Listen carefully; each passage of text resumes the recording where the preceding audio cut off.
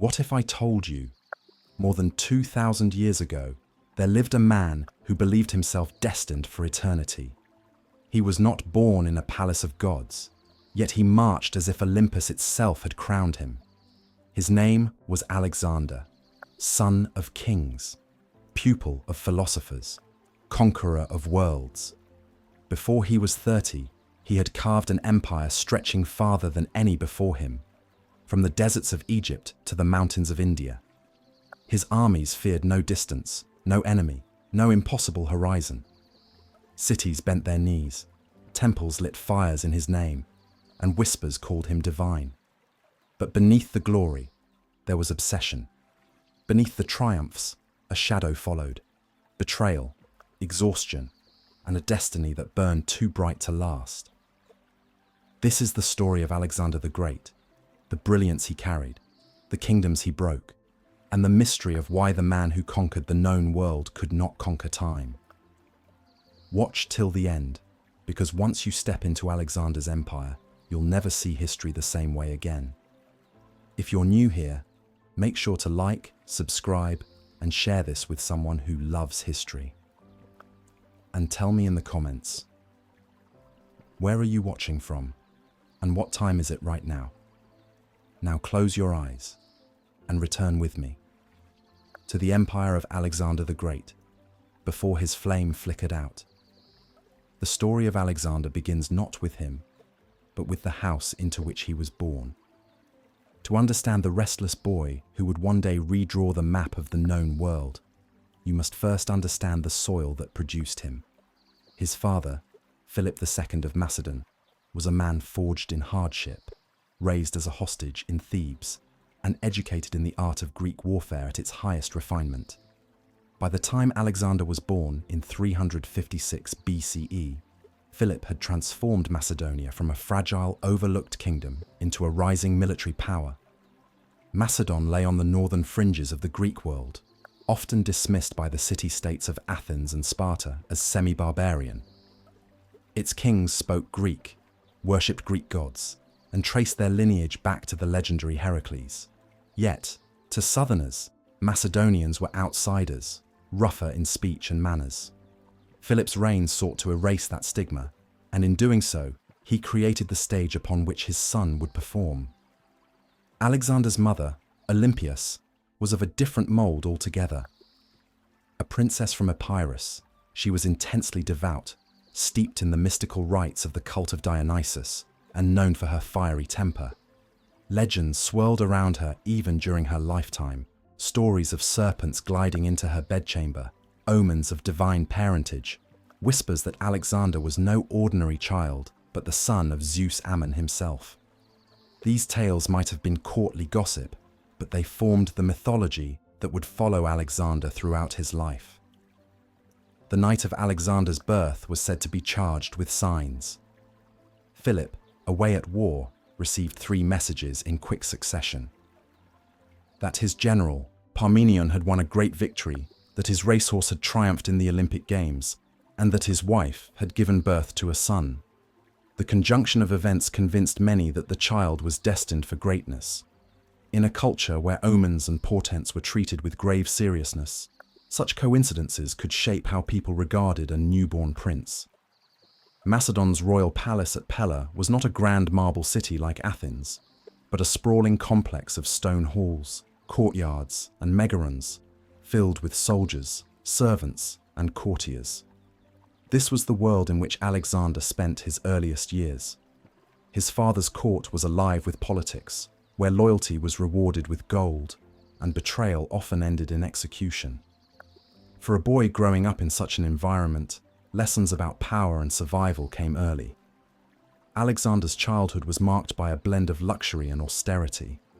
He was provided fine tutors, trained in music, poetry, and the heroic tales of Homer.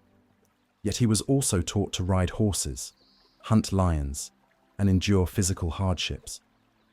Macedonian princes were not allowed to grow soft. They were expected to lead from the front, to command both respect and fear.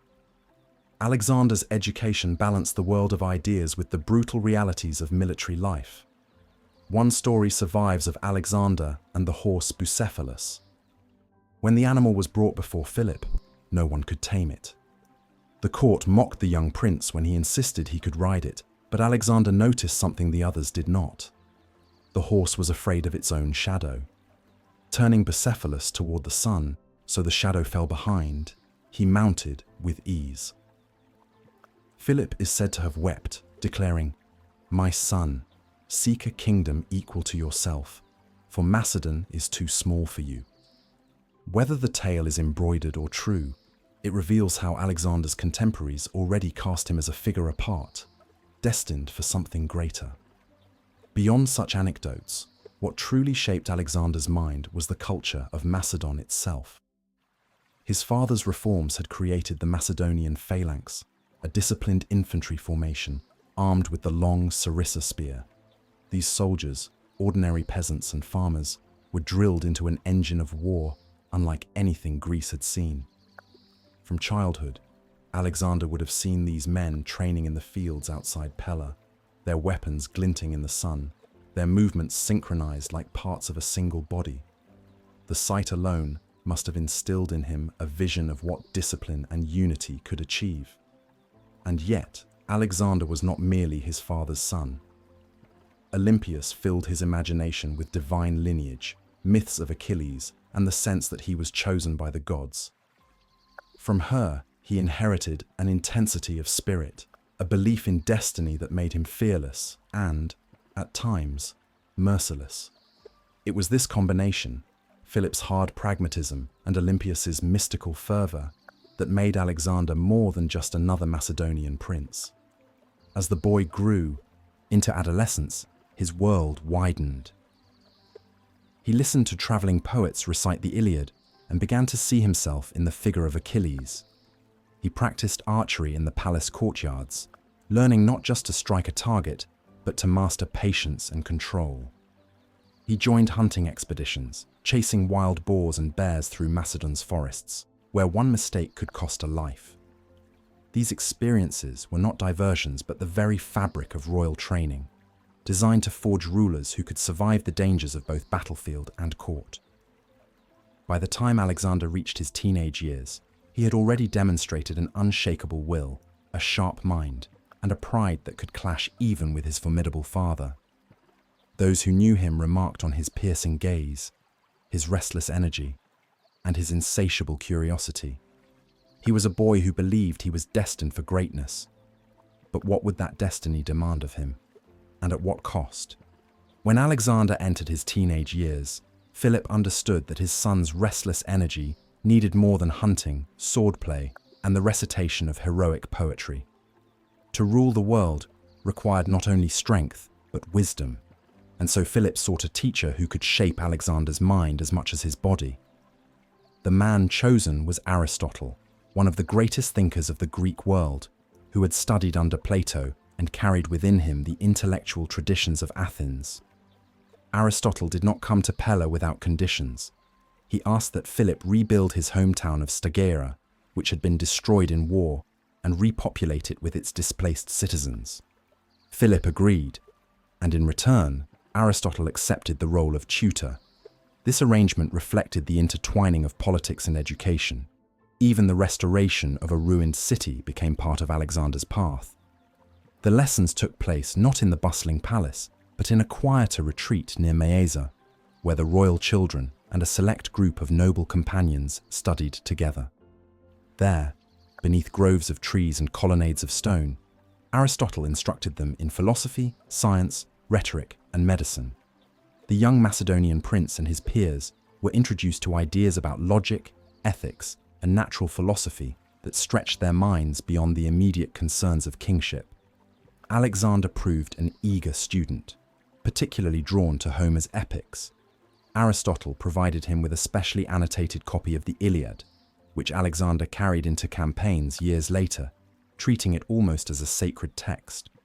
To him, Achilles was not merely a character from poetry, but a model of heroism, a warrior whose deeds set the standard by which he measured his own life.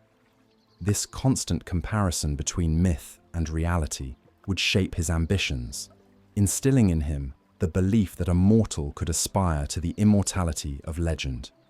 Aristotle's influence extended beyond literature.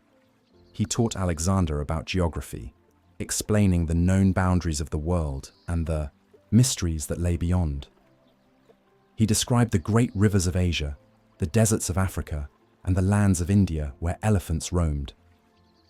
For a boy who would one day march into these very regions, these early lessons were seeds planted in fertile soil. They provided both knowledge and curiosity, two forces that drove Alexander's later conquests. Medicine, too, fascinated Alexander. Under Aristotle's guidance, he learned not only the names of herbs and remedies, but also the philosophy that the body could be healed through balance and observation. On campaign, Alexander would personally prescribe treatments to his soldiers, sometimes shocking his generals with the depth of his knowledge. This practical concern for the health of his men helped bind the army's loyalty to him in years to come. Aristotle also introduced Alexander to political theory. They discussed monarchy, aristocracy, and democracy, examining the strengths and weaknesses of each system. Alexander absorbed these ideas, but never doubted the primacy of kingship. To him, a strong ruler was necessary to command obedience and bring order. Yet the exposure to competing models sharpened his understanding of governance, preparing him to rule not only Macedonians, but Greeks, Persians, Egyptians, and countless others who lived under different traditions. But education was not limited to books and lectures. Aristotle's lessons included observation of the natural world. He urged his pupils to watch the movement of animals, the growth of plants, the changes of the seasons. Knowledge was not abstract but rooted in the earth. This grounding in practical observation would later influence Alexander's approach to exploration. During his campaigns, he often dispatched scientists and record keepers to document strange animals, plants, and cultures, a practice that reflected Aristotle's emphasis on empirical study. The bond between teacher and student was not without tension. Aristotle valued reason above all, while Alexander inherited from Olympias a fervent belief in divine destiny. At times, philosophy and faith clashed within the young prince. He could admire the clarity of logic and yet feel in his soul that he was touched by the gods. This duality, rational thought intertwined with mystical conviction, became a hallmark of Alexander's character. His companions at Mieza, too, played a role in shaping his world. Men like Hephaestion, Ptolemy, and Cassander studied alongside him, forging bonds that would last a lifetime. They were not merely classmates, but future generals and rulers, the core of the group that would march with Alexander across continents. Their shared education created a common language of ideas and loyalty, knitting them together as a generation prepared for destiny. And yet, beneath these studies ran a deeper undercurrent, the expectation that Alexander's future lay in conquest. Aristotle could fill his head with theories, but Philip filled his ears with talk of campaigns. Macedon's armies drilled relentlessly, and reports of victories and intrigues reached Mieza constantly. The prince learned philosophy by day and absorbed the strategies of war by night. He was being prepared not just to rule, but to expand, not just to defend a kingdom, but to build an empire. In later years, Alexander would diverge from Aristotle in important ways, especially regarding the treatment of non-Greeks. Aristotle taught that Greeks were superior to barbarians, and that slavery was natural. Alexander, however, sought to blend cultures, marrying foreign traditions into his own empire. But in these teenage years, those differences had not yet emerged. What remained was the profound impression of a philosopher's mind shaping a warrior's ambition. The boy who once tamed Bucephalus now tamed ideas, harnessing knowledge as firmly as he had seized the reins of the wild horse. By the time he returned from Mieza to the court of Pella, Alexander was no longer just a prince of Macedon. He was a young man who believed he carried both the wisdom of Aristotle and the blood of heroes, a combination that gave him confidence beyond his years. Yet as he stepped back into the turbulent world of Philip's court, filled with rivalries, ambitions, and looming wars, one question remained unanswered. How would this fusion of philosophy and kingship be tested in the fires of real power? When Alexander returned from Mieza, his father's presence loomed larger than ever. Philip II was no ordinary monarch. He had carved Macedon into a force that the Greek world could no longer ignore. Victories in the north had expanded the kingdom's borders, and his reforms of the phalanx had given Macedonia an army that no rival could easily withstand. To be Philip's son was both an advantage and a burden. Alexander's every step, every gesture, was measured against a father who had already achieved greatness. The relationship between father and son was complicated. Philip admired Alexander's intelligence and bravery, but he was wary of his pride and the fierce independence instilled by Olympias. The court became a stage where father and son alternated between admiration and rivalry. Philip often tested Alexander in public, pushing him to show skill in debate, in riding, and in leading men. At banquets, the young prince sometimes spoke too boldly, and while some applauded his confidence, others whispered that he challenged his father's authority too openly. One early test came when Philip was absent on campaign. He left Alexander, still a teenager, as regent of Macedonia. The responsibility was immense, but the prince did not falter. When Thracian tribes rebelled on the frontier, Alexander led the army himself, crushing the revolt with decisive force. It was his first taste of independent command, and it revealed to both him and the court that he could rule in his father's place. The victory was not only military, but symbolic.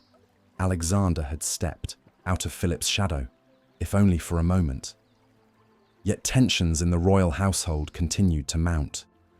Philip's marriages created bitter rivalries, none more intense than with his union to Cleopatra Eurydice, a Macedonian noblewoman.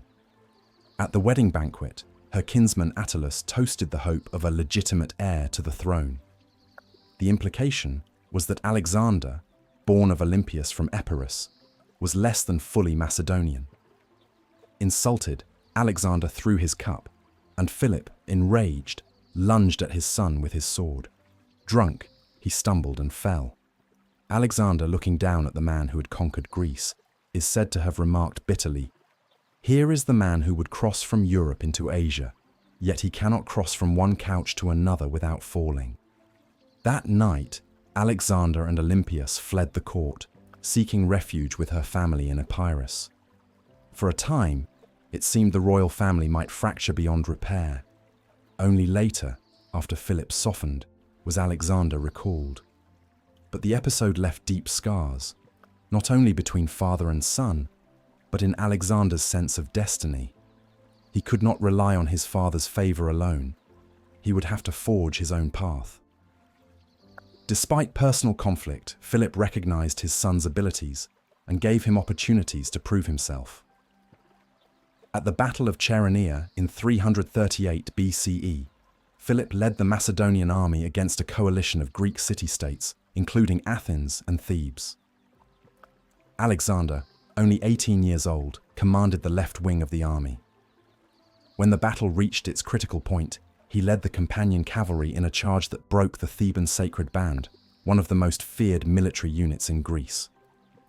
The victory was decisive, and though Philip was hailed as the architect of Macedonian supremacy, Alexander's role was widely acknowledged.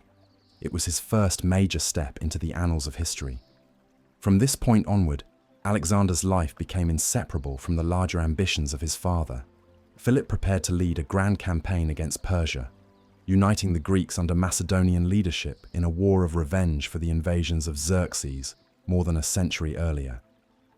Plans were underway for a crossing into Asia, and Alexander, schooled by Aristotle and tested in battle, stood ready to join the venture. Yet destiny would intervene in a way neither father nor son could foresee. In 336 BCE, Philip was assassinated in Aegae, struck down during the celebration of his daughter's wedding. The murder shocked the court and threw Macedonia into chaos. Theories about the motive abounded. Was it a personal grievance, a conspiracy of nobles, or perhaps even the influence of Olympias herself? The truth remained clouded, but what mattered most was the immediate aftermath.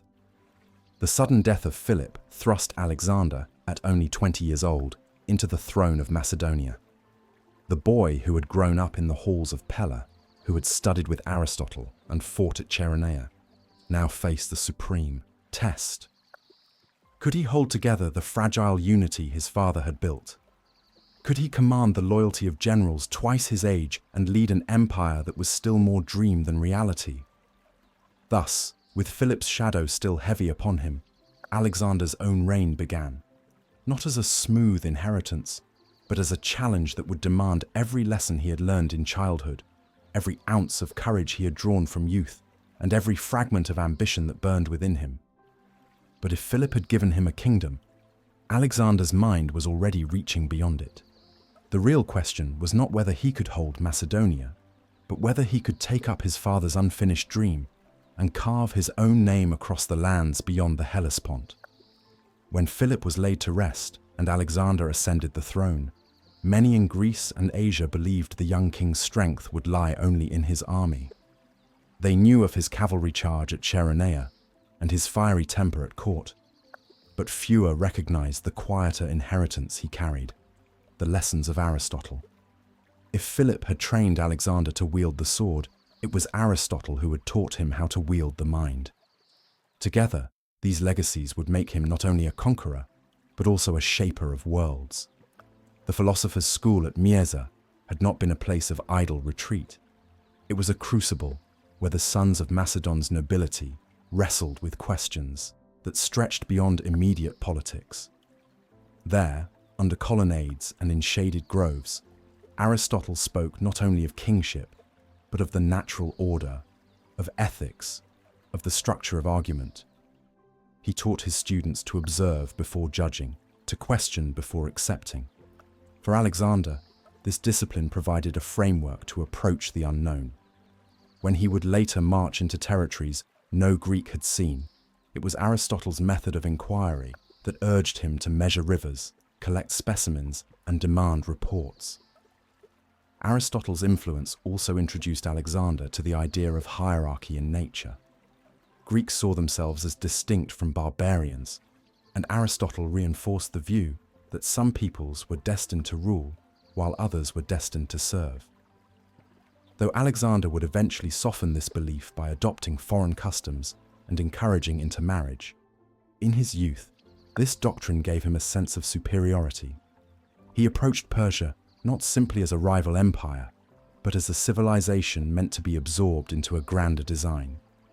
Another theme Aristotle instilled was the value of moderation, the idea that balance was the essence of virtue. Courage was noble, but rashness was ruin. Generosity was admired, but extravagance dangerous. In practice, Alexander often ignored these warnings. His relentless ambition, his risk-taking in battle, his indulgence in ceremonial display all suggest that he lived closer to extremes than to balance. Yet, the framework of moderation remained with him, a counterpoint he sometimes returned to in quieter moments. Even when he defied Aristotle's caution, he did so knowingly, as though wrestling with the ghost of his teacher's voice. The Iliad became Alexander's personal scripture. The annotated copy that Aristotle prepared was more than a schoolbook. It was a blueprint for life. He slept with it under his pillow, reading it beside his sword. Achilles became his mirror, and just as Achilles had been shaped by a mentor, Chiron, Alexander fashioned Aristotle into his own guiding figure. Through Homer's verses, Alexander absorbed ideals of glory and sacrifice, of friendship and vengeance, of the pursuit of honor, even at the cost of life. The boundary between myth and reality blurred. He began to see his destiny not as mere kingship, but as heroic immortality. The lessons extended beyond books.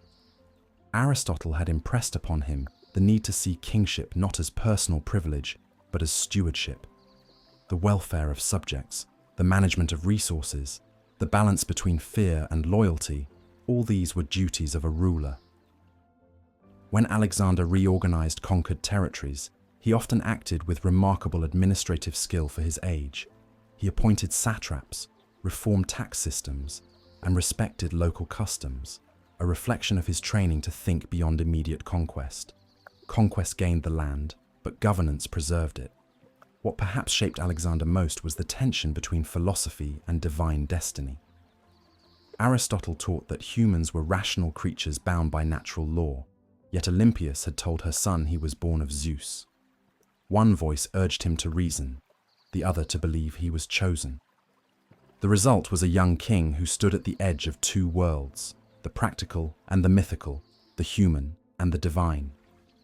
When he demanded recognition as son of Zeus Ammon in Egypt, one could see the echo of Olympias's faith, but also the intellectual justification from Aristotle's teachings about the relationship between gods, rulers, and order in the cosmos. In his inner circle, the lessons of Miesa created a common ground. Hephaestion, his closest companion, shared these early studies, and their bond was cemented not only in friendship, but in shared ideals. Others, like Ptolemy and Cassander, absorbed the same intellectual traditions, which would later influence the shape of Alexander's empire after his death. Education had not only molded a prince, but had forged a generation of leaders. By the time Alexander took the throne, his head was filled with Aristotle's maps of the world, his heart with the verses of Homer, and his judgment with the seeds of philosophy. He was not yet the conqueror who would burn Bucephalus or found cities across Asia. He was still the student, carrying the weight of ideas that would collide with the brutal necessities of power. And so, the question sharpened. When faced with the choices of war and rule, would Alexander listen to Aristotle's voice of reason, or to Olympias's whisper of destiny? If philosophy at Miesa gave Alexander the scaffolding of thought, the real testing ground for his education was Philip's restless court at Pella. Here, amid intrigue and ambition, the abstract theories of Aristotle collided with the ruthless realities of kingship. Politics was not a lecture but a battlefield, where alliances shifted daily, generals competed for favor, and noble families plotted to expand their influence. For a boy in his mid-teens, every feast, every council, every whispered remark became a lesson in power. Philip did not shield Alexander from this environment. On the contrary, he deliberately placed his son at the center of court life. Observing debates among ambassadors, watching foreign envoys bargain for alliances, listening to generals discuss strategy, these experiences showed Alexander that leadership demanded more than the swing of a sword. It required patience, calculation, and sometimes deception. Aristotle had spoken of governance in theoretical terms, but at Pella, Alexander saw the blood and dust of politics firsthand. One vivid example came during Philip's dealings with Athens. The great city prided itself on democracy and culture, yet it found itself weakened by infighting. Philip, ever shrewd, exploited divisions among its politicians. Alexander watched how his father alternated between diplomacy and intimidation, sending envoys one day and armies the next. From this, the young prince learned that force alone could not secure obedience. It had to be wrapped in persuasion, alliances, and promises. Conquest without legitimacy was fragile. At the same time, Alexander's role as prince forced him into political duties.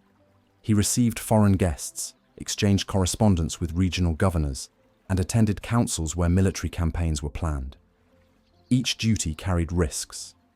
If he appeared too eager, he was accused of ambition. If too reserved, he was judged unfit for leadership. Walking this line required subtlety, and the prince sharpened his instincts in ways that books alone could never provide. Tension with Philip persisted, but even this became part of Alexander's education. The quarrel at Cleopatra Eurydice's wedding banquet had revealed the fragility of dynastic loyalty. Alexander understood that succession was never guaranteed. Rivals lurked at every corner, and legitimacy could be questioned in a moment. This awareness hardened him. He learned that kingship rested not only on birth, but on the ability to command respect and fear. Authority was not inherited. It was seized, tested, and proven again and again. Yet Alexander did not rely only on observation. he engaged in his own experiments with leadership. When left as regent during Philip's campaigns, he governed decisively, settling disputes among nobles, enforcing taxes, and suppressing uprisings. These actions were not simply administrative. They demonstrated to the Macedonian elite that Alexander possessed the will to rule. For the soldiers, seeing the prince lead them in person, built loyalty that would one day become the backbone of his army. For Alexander himself, each act confirmed that he was more than a figurehead. He was capable of holding the kingdom together. The lessons extended beyond Macedonia. News flowed constantly into Pella, Persian satraps bickering among themselves, Greek cities debating alliances, Thracian tribes rebelling on the frontiers.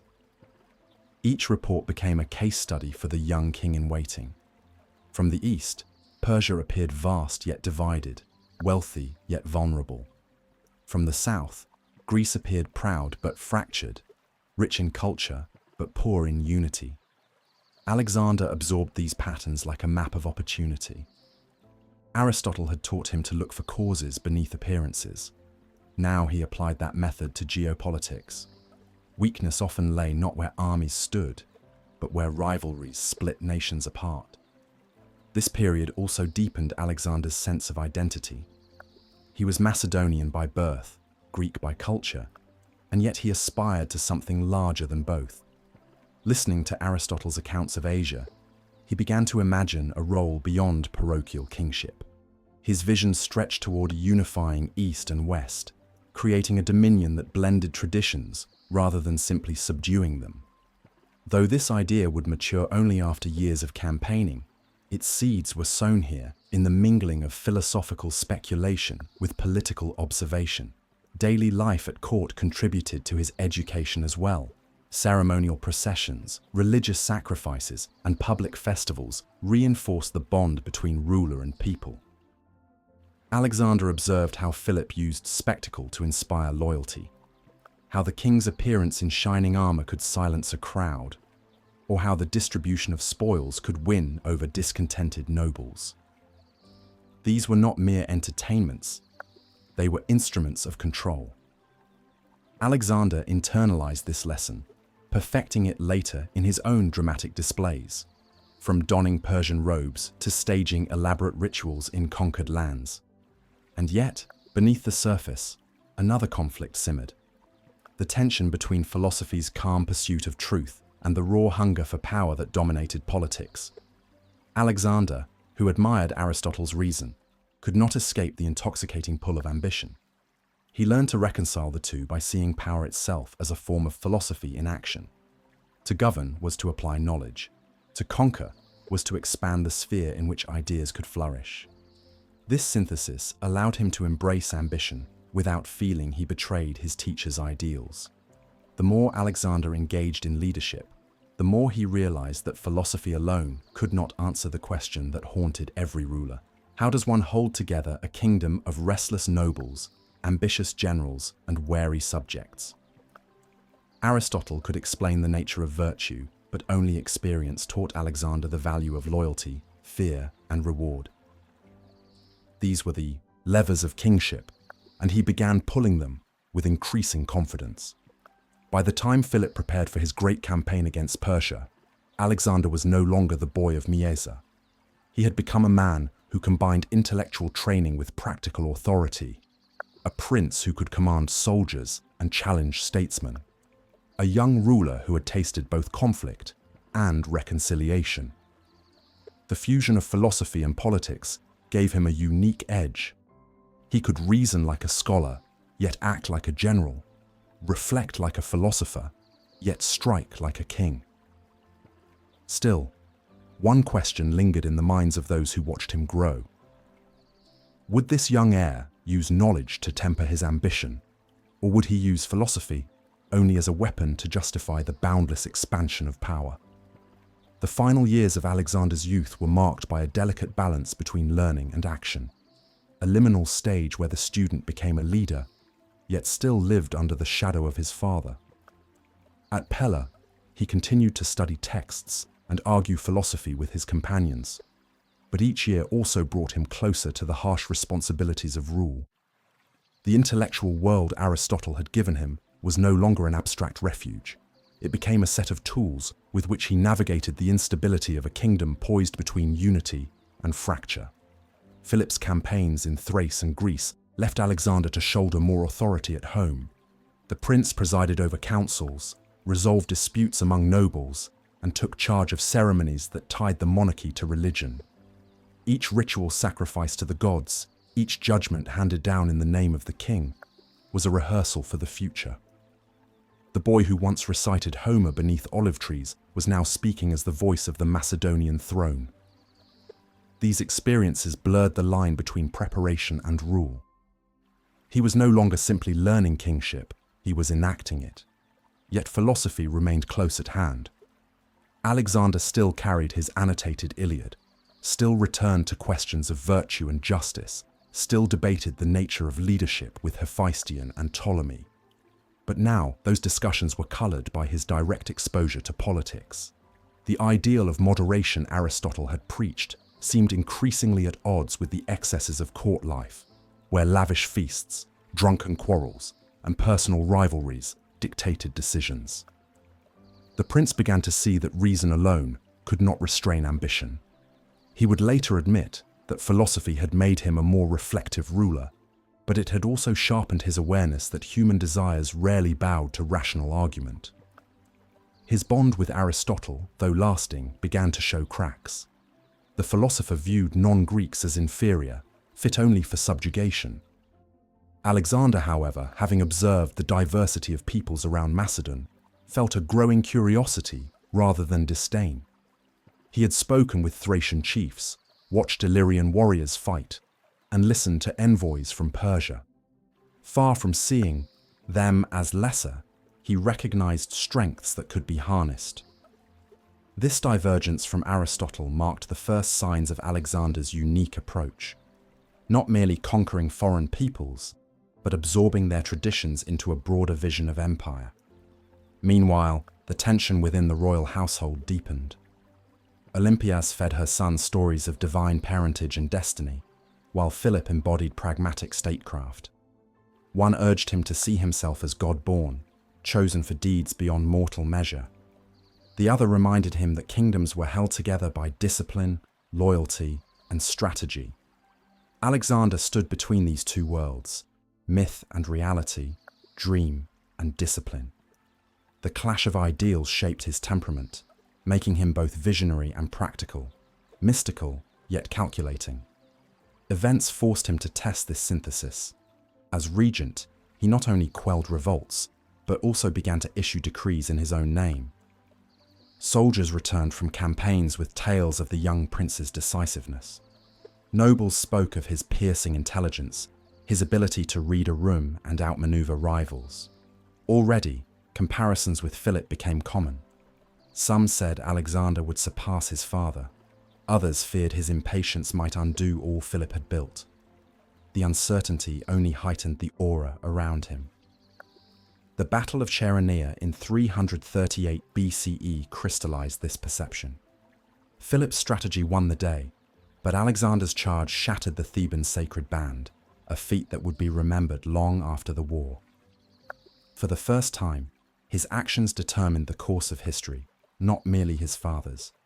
It was no longer possible to see him as only a student or an heir. He had become an actor in the great theatre of Greece. And yet, Alexander himself knew the path ahead was fragile. His father's dominance kept him tethered, his mother's ambitions pulled him in dangerous directions, and the lessons of Aristotle echoed in his mind, urging reason even as destiny demanded passion. It was a crucible of identity. Was he the rational king Aristotle envisioned, or the heroic figure Olympias believed him to be? The assassination of Philip in 336 BCE ended the debate abruptly. The throne passed to Alexander, but the questions remained unresolved. In that moment of crisis, as he seized power in a kingdom shaken by uncertainty, the synthesis of his education revealed itself. The philosopher's logic, the politician's cunning, and the mystic's fire combined within him. The prince was gone. The king had emerged. But would this new king lean on the caution of Aristotle? Or would he follow the intoxicating call of Achilles and Olympias, seeking glory even beyond reason's reach? The answer would soon be written not in philosophy or prophecy, but in the dust of Asia's battlefields. To understand the king Alexander became, one must look at the crucible in which he was forged, the court of Philip II. Macedon was no serene palace of philosophers and poets. It was a storm of ambition, a theatre of shifting alliances, and a place where whispers could kill as surely as swords. The young prince grew up in this environment of danger and calculation, where loyalty was fragile and survival depended on both cunning and force. Philip himself embodied contradiction. He was a soldier king who had risen from hostage to master of Greece. His brilliance in reforming the Macedonian phalanx and expanding the kingdom was matched by his appetite for women, drink, and power. He married often, each union a political act designed to secure alliances. But with each new wife came new rivals for influence, new factions at court, and new uncertainty about succession. It was within this volatile atmosphere that Alexander had to define his place. Olympias, Alexander's mother, was a formidable presence. Fiercely devoted to her son, she also fueled his sense of destiny by insisting he was of divine parentage. But her influence at court was always precarious. Philip's infidelities and political marriages sidelined her more than once, and she responded with suspicion and intrigue. For Alexander, this meant growing up amid constant tension between his father and mother, between the military pragmatism of one parent and the religious fervor of the other. He learned early that royal authority was not absolute. It was contested daily, even within the family. The court itself was filled with competing voices. Generals like Parmenion and Antipater commanded respect among soldiers and had the power to make or break a king's policy. Ambitious nobles sought favors, pushing their daughters into Philip's bed or their sons into command positions. Foreign envoys moved through the halls of Pella, carrying promises of alliance or threats of rebellion. Every feast was political theatre, every conversation a negotiation. Alexander, still a youth, observed how easily alliances shifted, how quickly loyalty could crumble when ambition or insult intervened. One of the most significant fractures appeared when Philip married Cleopatra Eurydice. Unlike his previous wives, who were foreign princesses, Cleopatra was Macedonian nobility. Her marriage threatened Alexander's standing, for any son she bore could be presented as a more legitimate heir than the child of an Epirote queen.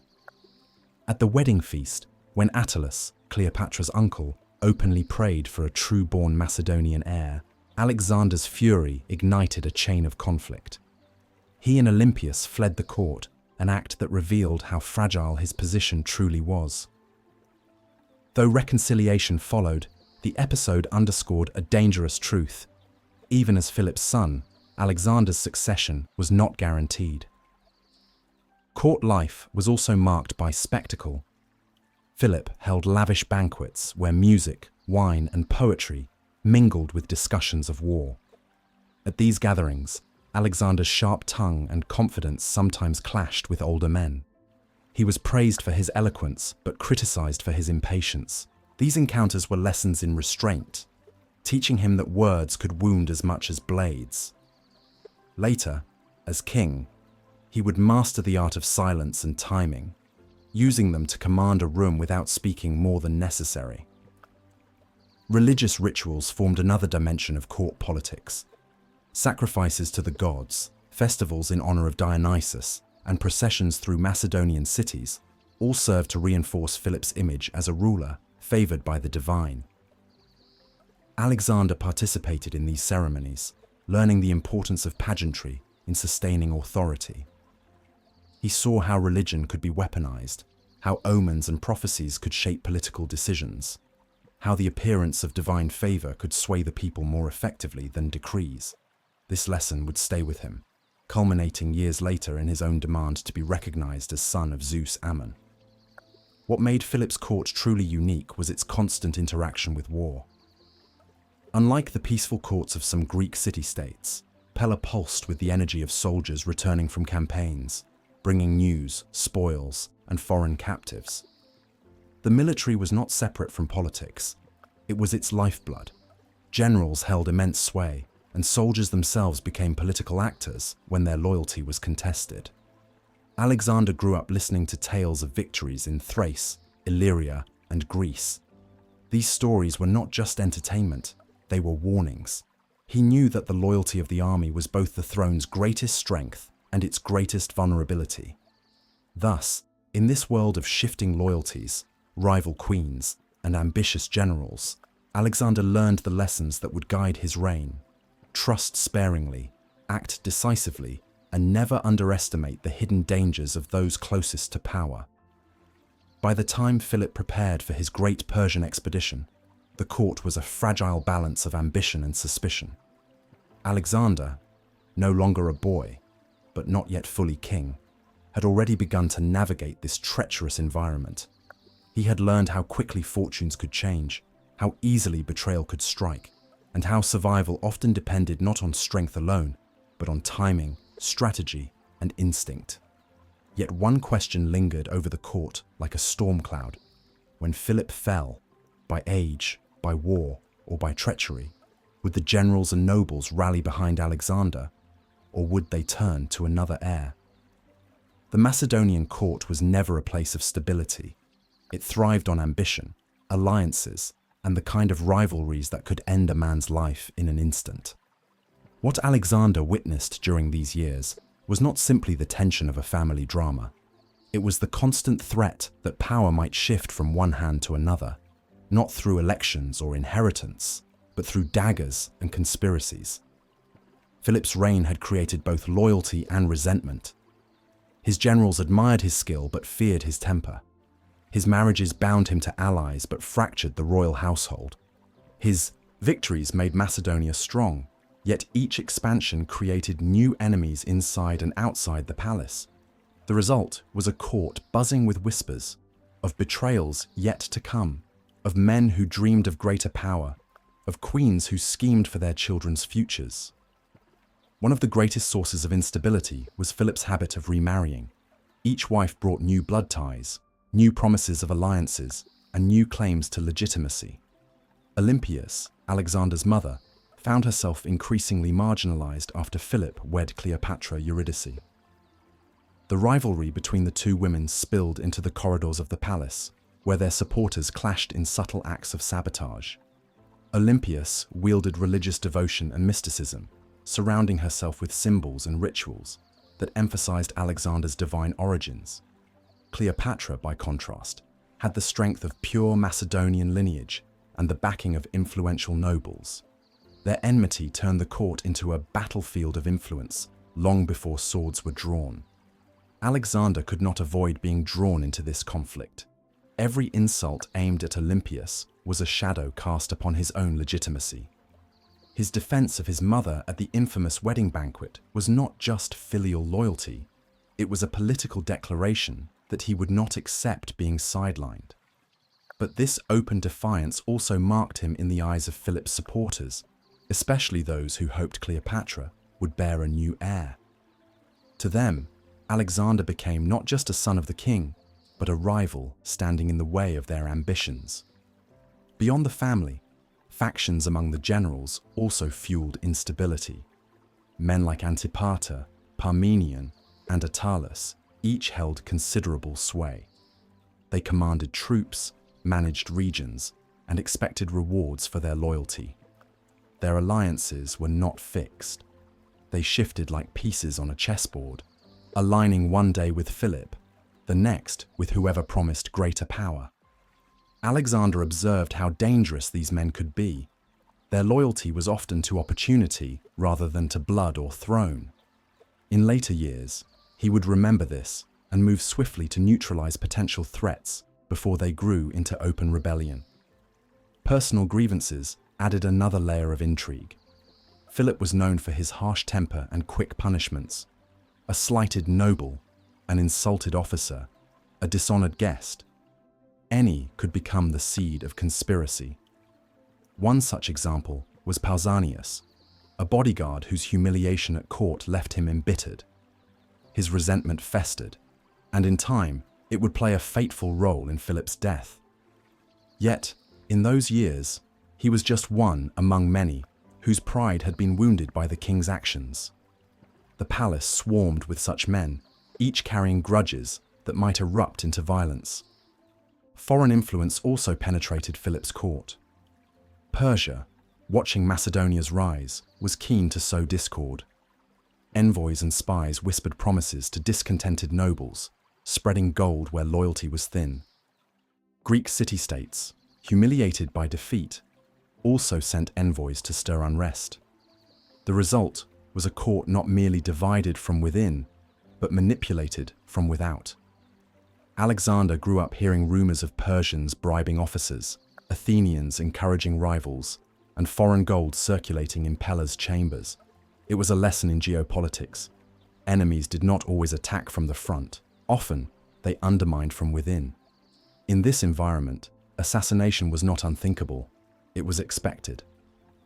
Macedonian kings had long faced the constant risk of violent ends.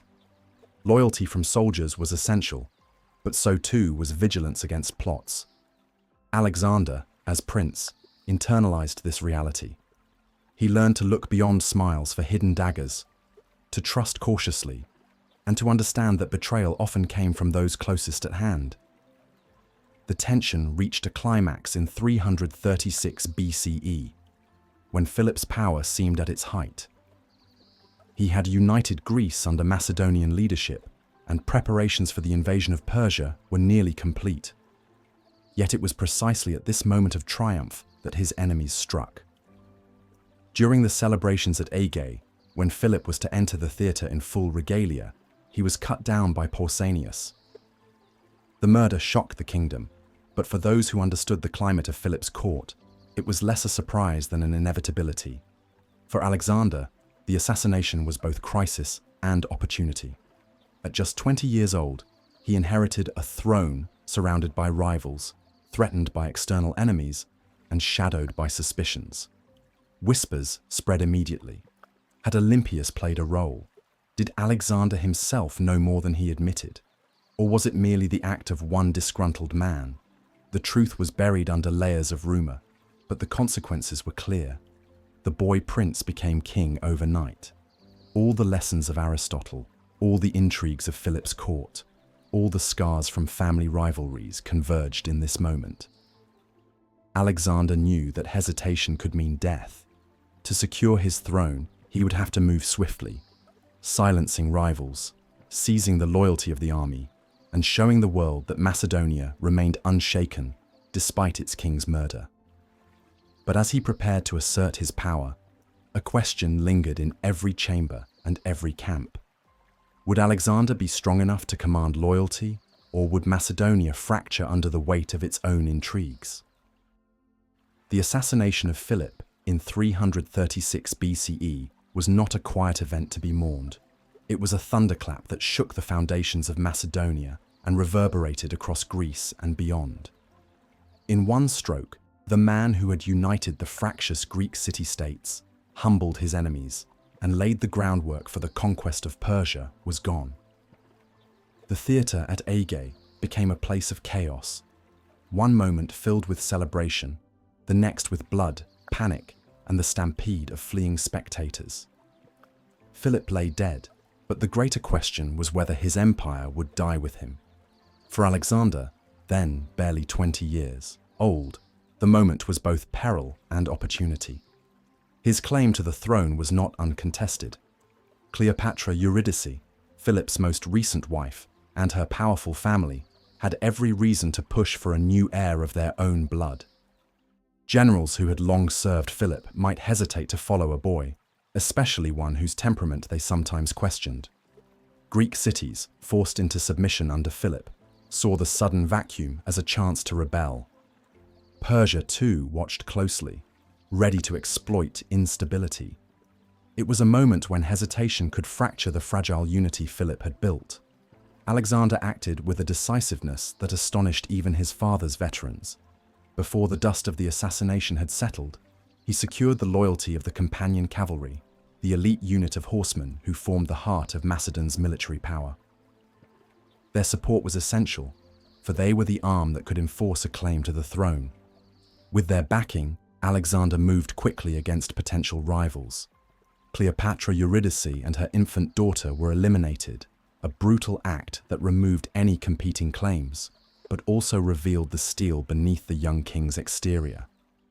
Olympias, ever a fierce protector of her son, played her part in these ruthless measures. She took vengeance on Cleopatra with a cruelty that shocked even hardened Macedonians, but in doing so, she secured her son's position. In the dangerous world of Macedonian succession, mercy was often fatal. Alexander understood this and allowed no rival to remain who might divide the kingdom. His actions were harsh, but they ensured stability at a time when any hesitation might have led to civil war. With the court secured, Alexander turned to the generals.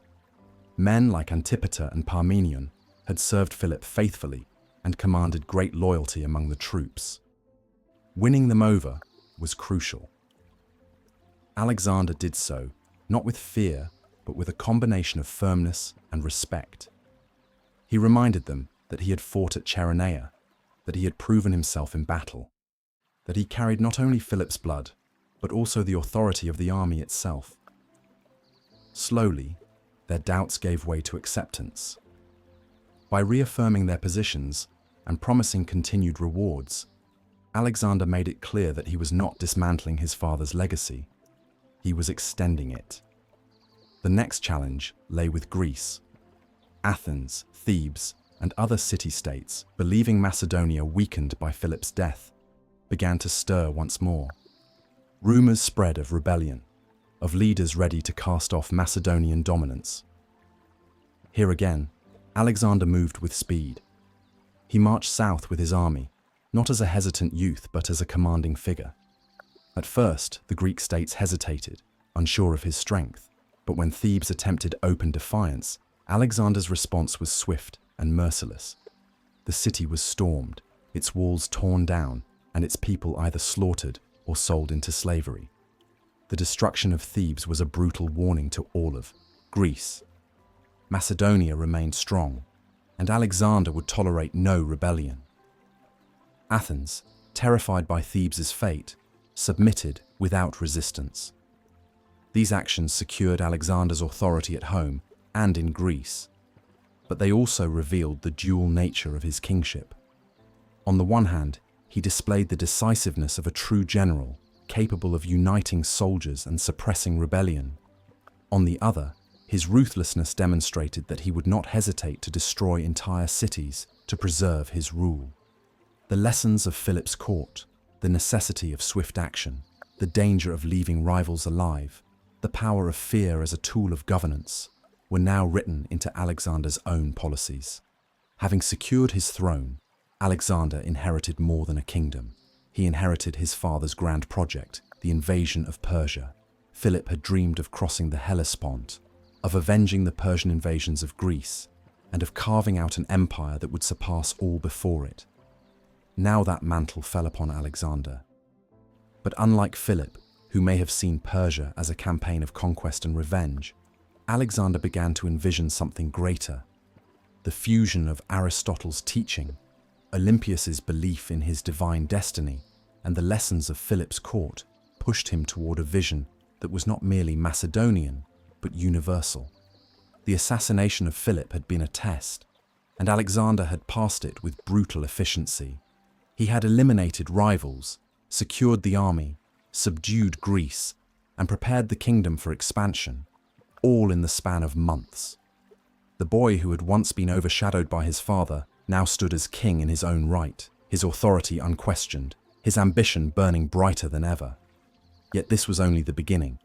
The court intrigues had taught him to survive, but the world beyond Macedon would demand something more.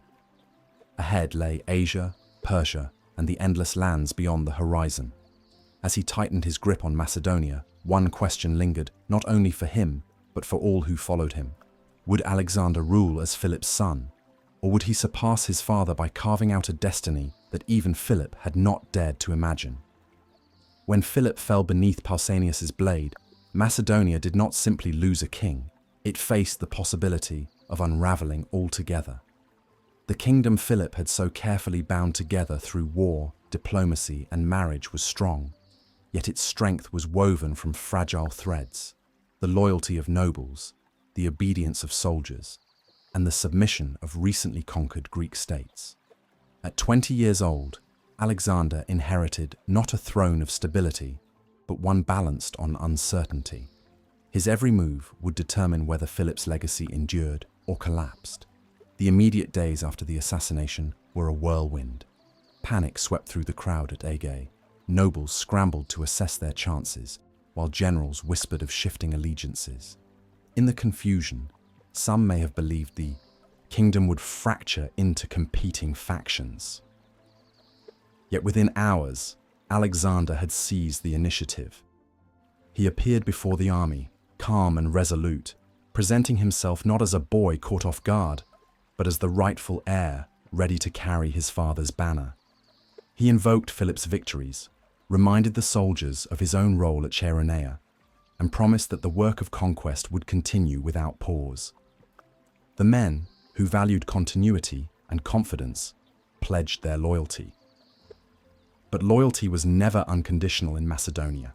The generals who had served Philip held immense power, and many of them were old enough to see Alexander as their junior rather than their king.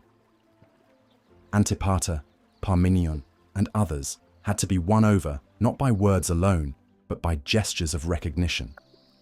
Alexander confirmed their commands, distributed gifts, and publicly acknowledged their service.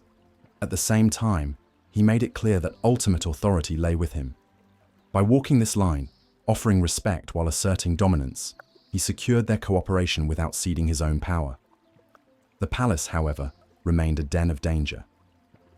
Cleopatra Eurydice and her infant child stood as living threats to Alexander's claim.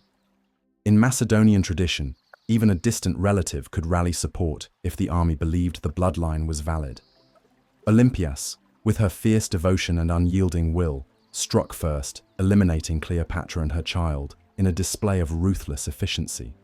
Though Alexander did not carry out the act personally, he allowed it to happen, understanding that survival demanded harshness. In this way, the first months of his reign were marked not by mercy, but by elimination. The lesson of Philip's court, that hesitation could be fatal, was already guiding his hand. Having neutralized rivals at home, Alexander turned to Greece, where Philip's dominance had been resented from the beginning. The League of Corinth, established to unify the Greeks under Macedonian leadership, trembled at the news of Philip's death. Athens, Thebes, and Sparta all began to test the boundaries of independence. For them, the death of Philip was not just an event, it was an invitation to rebellion. Reports reached Pella that Thebes in particular was preparing to rise, hoping to cast off Macedonian rule while the new king was still untested. Alexander did not wait for rebellion to spread. He gathered his forces and marched south with astonishing speed, covering distances that left Greek observers stunned. His arrival was not gradual but sudden, like a thunderbolt. One moment Thebes believed Macedonia weak, the next it saw Alexander's army at its gates. Thebes chose defiance, but Alexander's response was merciless. The city was stormed, its walls torn down, its population slaughtered or enslaved. The destruction of Thebes was a calculated act of terror, a warning to every Greek city that rebellion would not be tolerated. Athens, which had also considered resistance, submitted without a fight, cowed by the ruin of its ally. The message was clear. Philip's death had not weakened Macedonia, and Alexander would not allow even the briefest challenge to his authority. This decisive act secured Greece behind him, ensuring that the great Persian campaign could proceed without distraction. Yet it also revealed a truth about his rule. Where his father had sometimes balanced punishment with leniency, Alexander leaned towards swift and total retribution. In the crucible of his first months, mercy was a luxury he could not afford.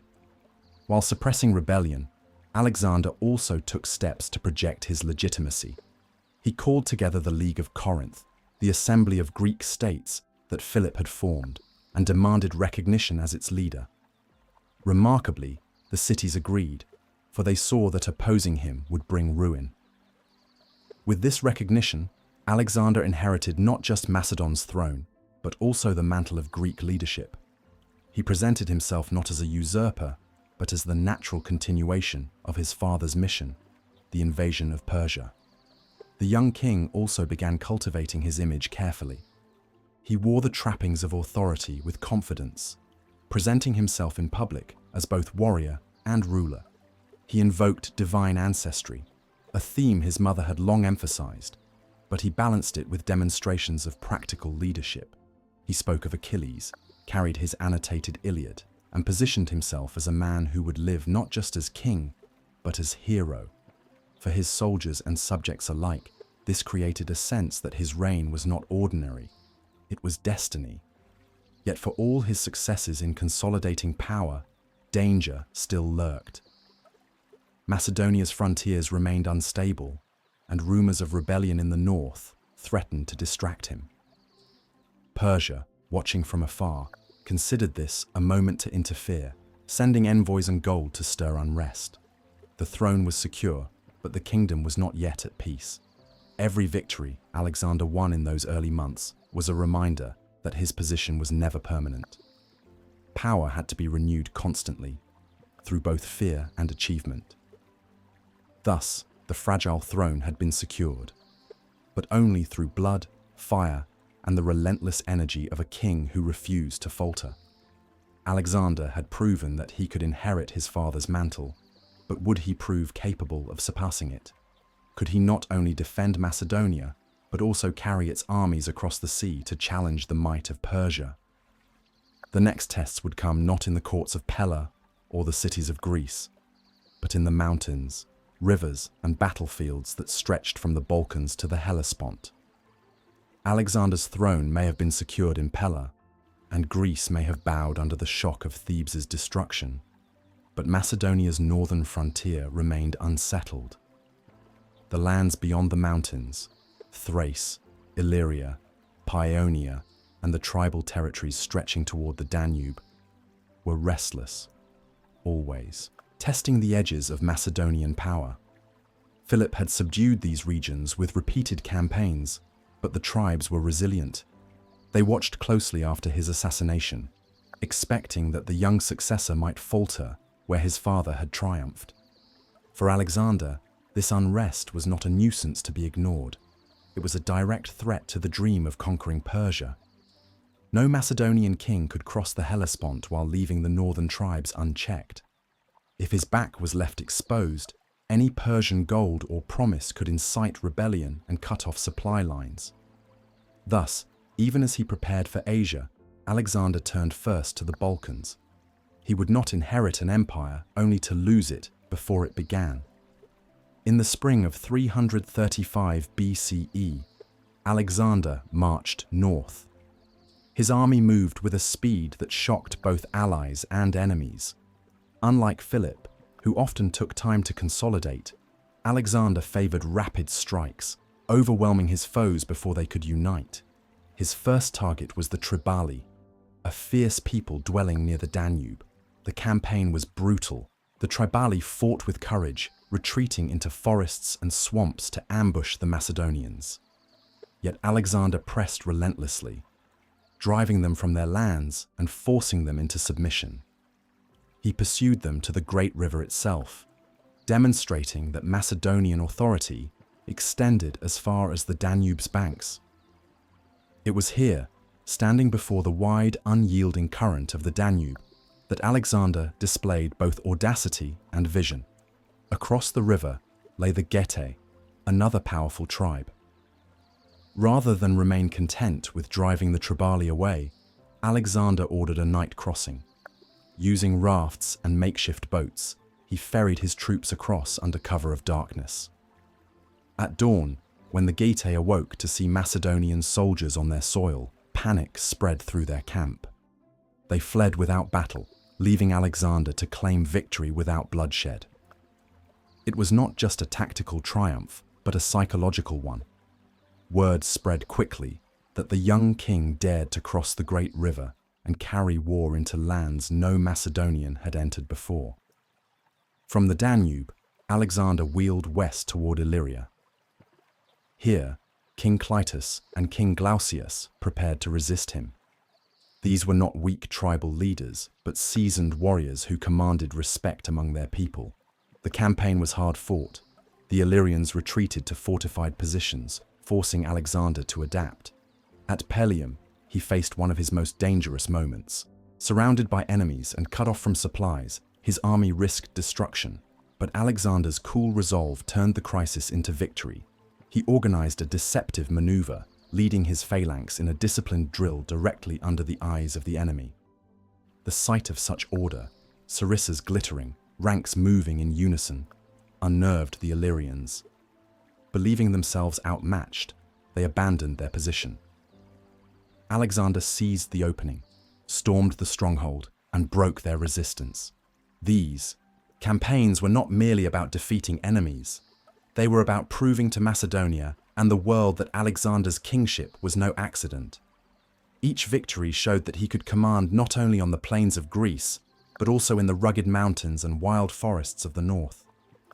His men, many of whom had served under Philip, saw in him a leader who matched their late king in courage and exceeded him in daring. The tribes who had once dismissed him as a youth now feared his swiftness and resolve. The Balkan campaign also tested Alexander's logistical skill. The rough terrain, lack of reliable roads, and constant threat of ambush demanded precise coordination. Supplies had to be carried across rivers, siege engines dragged through mountain passes, and soldiers kept discipline during long marches. In these challenges, Alexander demonstrated an ability to combine speed with organization. Where other generals might have faltered, he adapted, ensuring that his army remained not only intact, but energized. By the end of the campaign, Macedonia's northern borders were secure. The Thracians, Triballi, Getae, and Illyrians had been cowed, either through defeat or submission. Alexander had achieved in months what might have taken years, establishing that no rebellion would be tolerated and that no frontier could threaten the kingdom while he prepared for the Persian expedition. His father had built the framework. Alexander had reinforced it with blood and fire. News of these victories traveled quickly. Across Greece, the memory of Thebes' destruction was still fresh, and now tales of Alexander's triumphs in the north added to his reputation. To allies, it confirmed that Macedonia was unshakable under its new king. To enemies, it served as a warning. This was no inexperienced youth, but a conqueror forged already in the crucible of war. Even Persia, hearing of his campaigns, began to take note. Darius III could no longer dismiss Alexander as a boy unfit to command. The Macedonian king was proving himself capable of extending his father's dream into reality. Yet the northern campaign was more than a prelude to Persia. It was a rehearsal for the future, crossing rivers under fire, besieging strongholds in hostile terrain, maintaining cohesion in the face of chaos. All these experiences foreshadowed the greater challenges that awaited him in Asia. The Balkans had been a testing ground, and Alexander had passed every trial. But even as he celebrated these victories, a new crisis erupted to the south. In Greece, rumors of rebellion stirred once more. Thebes, encouraged by Persian gold and emboldened by reports that Alexander had been killed in Illyria, rose in defiance. For the second time, the young king would have to turn his army with lightning speed, descending upon the Greek heartland to stamp out revolt before it spread. Thus, from the forests of Thrace to the mountains of Illyria, Alexander proved his strength on the northern frontiers. But now, a greater test awaited in the very cities of Greece itself, one that would determine whether his rule rested on fear, loyalty, or both. Even as Alexander celebrated the submission of the northern tribes, news reached him that Greece was stirring once again. Rumors had spread that the young king had been slain in Illyria, and Thebes, eager to cast off Macedonian domination, seized the moment. Thebes had long resented the League of Corinth, the framework through which Philip had bound Greece under Macedon's command. Now, Believing that Alexander's death offered them a path to freedom, the Thebans declared rebellion. It was a dangerous moment, for rebellion in Greece was contagious. Athens watched carefully, calculating whether to join. Sparta, though weaker than in past centuries, still harbored ambitions of resistance, and Persia, ever eager to destabilize its enemy, sent funds to fuel the unrest. If Thebes succeeded, Alexander's authority would unravel before his Asian campaign could begin. But Alexander was not dead, and his response would show the world just how alive and formidable he was. From the northern mountains, he marched his army with breathtaking speed, covering distances that no one believed possible. In less than 2 weeks, he descended upon central Greece. Thebes, which had only just begun to rally allies, suddenly found itself staring at the walls of Macedonian forces. The city had expected time. Alexander gave them none. At first, he offered them a chance to submit. He proposed leniency if Thebes surrendered and rejoined the League. But the Thebans, encouraged by Persian promises and convinced that resistance might inspire Athens to rise, chose defiance. They fortified their walls, called upon their allies, and prepared for war. The decision sealed their fate. The siege of Thebes was short but devastating. Alexander's army, disciplined from years of Philip's reforms and hardened by the Balkan campaign, pressed the assault with relentless force. Macedonian siege engines battered the walls, while the phalanx advanced steadily. The companion cavalry struck fear into defenders who tried to sally forth. Inside the city, chaos reigned as factions debated whether to surrender or continue resistance. But by then, it was too late. Alexander's troops breached the defenses, and the city fell. The aftermath was brutal. Thebes was razed to the ground. 6,000 Thebans were slain in the fighting, and more than 30,000 were sold into slavery. Only temples and the house of the poet Pindar were spared, a symbolic gesture showing both reverence for the gods and respect for Greece's cultural heritage. The destruction was not random, it was calculated. Alexander intended to make Thebes an example. By annihilating one of the most famous cities of Greece, he sent a message that no rebellion would be tolerated. The effect was immediate and profound. Athens, which had hesitated on the edge of revolt, submitted without a fight. Other Greek cities fell silent, abandoning thoughts of resistance. The shock of Thebes' destruction traveled not only across Greece, but across the Mediterranean. To allies, it confirmed Alexander's iron will. To enemies, it revealed the danger of underestimating him. For Alexander himself, the destruction of Thebes was both triumph and tragedy. He had secured Greece beyond question, ensuring no rebellion would threaten his rear when he marched into Asia. Yet the cruelty of the act lingered. Later writers would debate whether it was necessary or excessive. Some argued that Alexander had no choice, that mercy might have invited further defiance. Others saw it as the mark of a young king eager to assert himself through terror. Whatever the interpretation, the reality was clear. Alexander had eliminated the last serious obstacle to his father's dream. With Greece subdued, the League of Corinth once again acknowledged Macedonian leadership. Alexander was formally appointed as hegemon, supreme commander of the campaign against Persia. He stood now not merely as king of Macedonia, but as leader of the Greek world, bearing the title that Philip had prepared for himself, but never lived to claim. The authority of the League gave legitimacy to his invasion, allowing him to present the war not simply as Macedonian expansion, but as a pan-Hellenic crusade to avenge the Persian invasions of the past. Yet beneath the rhetoric of vengeance lay Alexander's deeper vision.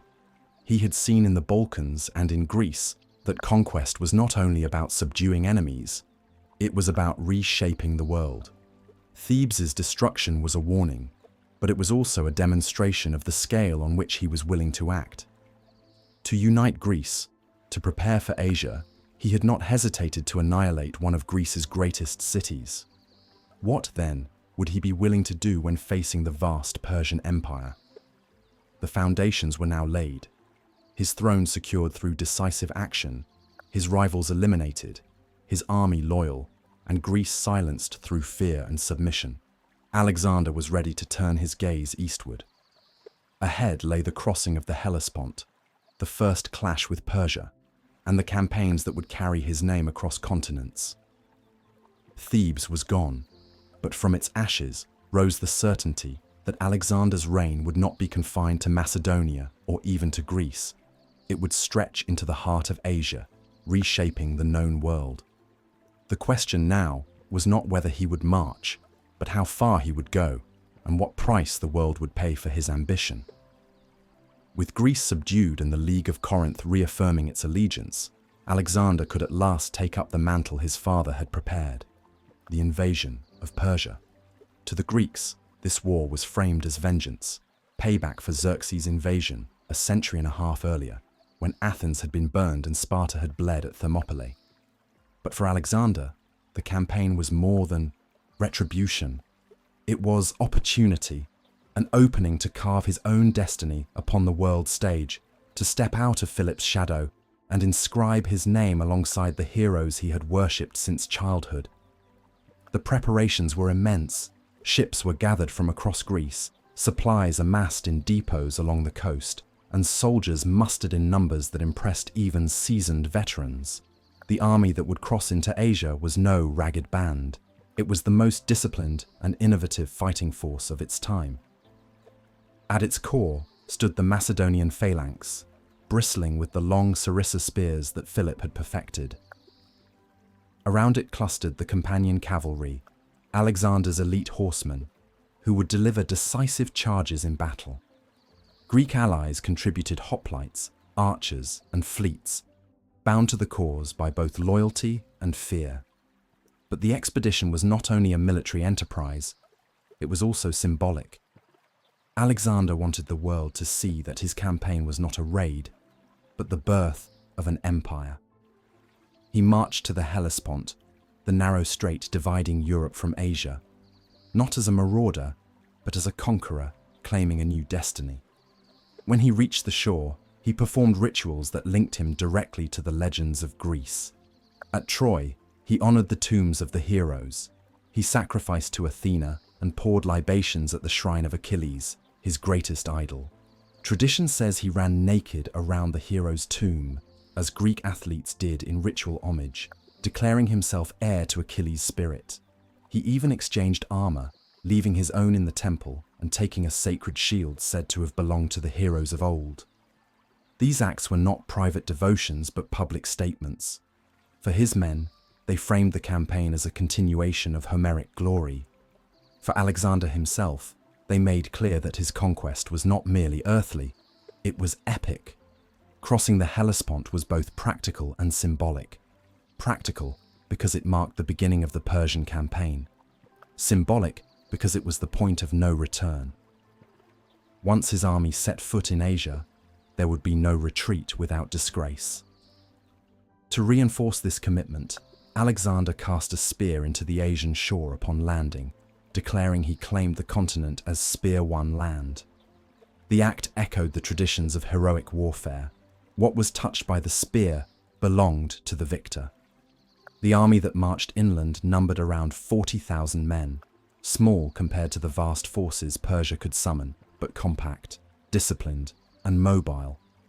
Alexander knew his strength did not lie in numbers, but in cohesion, speed, and the unity of command. Against the sprawling, sometimes disjointed Persian armies, this would be his advantage.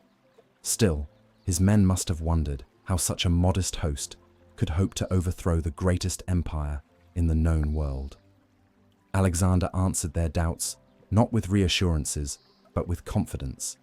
He moved as though victory were inevitable, instilling in his soldiers the sense that they were not simply fighting battles, they were reshaping history. The landscape of Asia Minor opened before them, rolling plains, fortified cities, and the promise of vast riches. Yet it also held dangers.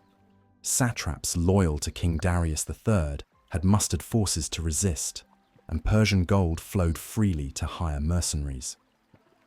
The first test would come quickly at the river Granicus, where Persian cavalry awaited to block his advance. But before that moment of trial, Alexander took time to present himself not as a plunderer, but as a liberator.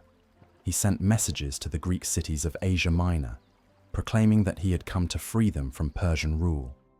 It was a shrewd political move, designed to win allies before the sword was drawn. At the same time, he never forgot the symbolic weight of his actions. Each ritual, each speech, each gesture was meant to transform his campaign from a mere war of expansion into a mission ordained by both gods and history. In the minds of his men, and increasingly in his own, Alexander was not just a king crossing into Asia. He was a hero stepping into legend. The crossing of the Hellespont thus marked more than a geographical boundary. It was the threshold between the world Philip had secured and the world Alexander would create.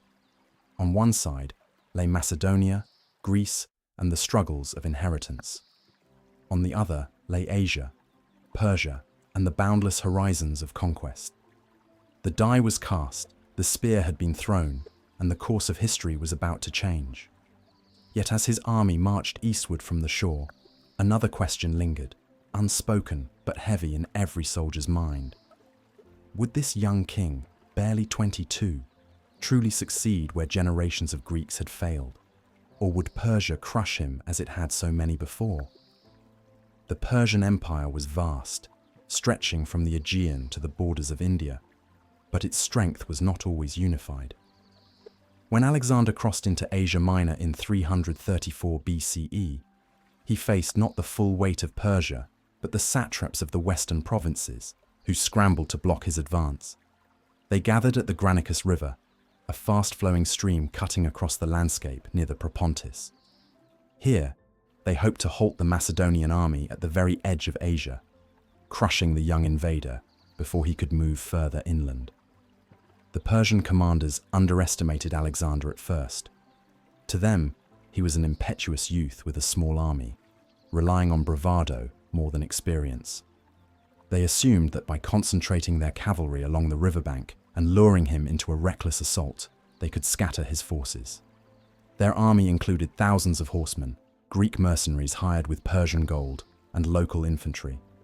They had chosen their ground carefully, believing the river would disrupt the Macedonian phalanx and give their cavalry the advantage. Alexander, however, did not hesitate. He studied the enemy's position and made the daring choice to attack immediately, without waiting for reinforcements or for his men to rest. Some of his generals, cautious and seasoned, urged him to delay until morning. Crossing a river against cavalry was dangerous, they argued, and time was on their side. But Alexander dismissed their warnings. Delay would embolden the Persians. Action would shock them. His decision reflected both his personality and his strategy.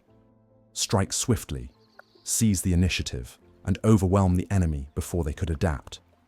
The battle began with Alexander's cavalry charging into the river. The water surged around them, horses struggling against the current, lances raised high. The Persians, confident in their position, met them at the bank, driving spears and javelins into the oncoming wave. For a moment, the river became a clash of chaos, hooves thrashing, men shouting, weapons breaking. But the Macedonian cavalry, drilled in discipline and inspired by Alexander himself, pressed forward. They forced their way onto the opposite bank, creating space for the phalanx to advance. The companion cavalry, Alexander's elite, played the decisive role. At their head, Alexander rode conspicuously, wearing a plumed helmet that marked him out on the field. He led not from behind, but in the thick of the fighting, where his men could see his courage and follow it. In one fierce encounter, he was struck on the helmet by a Persian noble named Spithridates, whose axe cut deep and nearly ended his life. Before the blow could fall again, Clytus the Black, one of Alexander's closest officers, struck down Spithridates, saving the young king. This moment, remembered vividly by his men, showed how thin the line could be between destiny and death. Meanwhile, the Macedonian phalanx pressed across the river in steady formation. Their long sarissas, braced shoulder to shoulder, created a wall of points that no cavalry charge could break. The Persians, forced to fight uphill against the advancing line, began to falter. Once the companion cavalry broke through their flank, the Persian defense collapsed. Riders scattered, mercenaries fell back, and the field became a rout. By nightfall, the Macedonian army stood victorious, its first battle on Asian soil won. The consequences of Granicus were immense. Militarily, it opened Asia Minor to Alexander. City after city, intimidated by his speed and victory, either surrendered or fell quickly. Politically, it shattered the aura of Persian invincibility.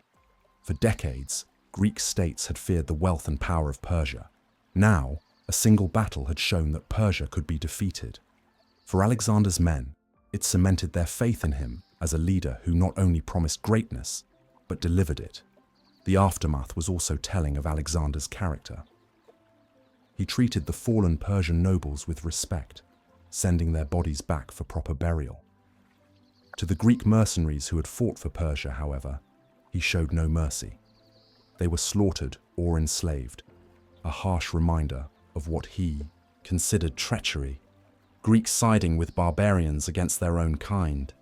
This duality, respect for enemies of rank but ruthlessness toward those he deemed traitors, would mark his campaigns to come. After the victory, Alexander sent 300 suits of captured Persian armor to Athens, dedicating them to Athena with an inscription: Alexander, son of Philip, and the Greeks, except the Lacedaemonians, from the barbarians dwelling in Asia. It was a deliberate gesture. On one hand, it reinforced his role as leader of a united Greek crusade. On the other, by excluding Sparta, it reminded the Greeks of who had resisted his leadership. Each act was calculated not just for military gain, but for political theatre. Yet Granicus was only the beginning. Persia still held immense resources, and its great king, Darius III, had not yet entered the field. The satraps had failed, but the empire itself remained intact, ready to gather its strength for a greater confrontation. Alexander, undaunted, pressed forward. Asia Minor lay ahead, its cities, its treasures, and its challenges. Still, the question lingered.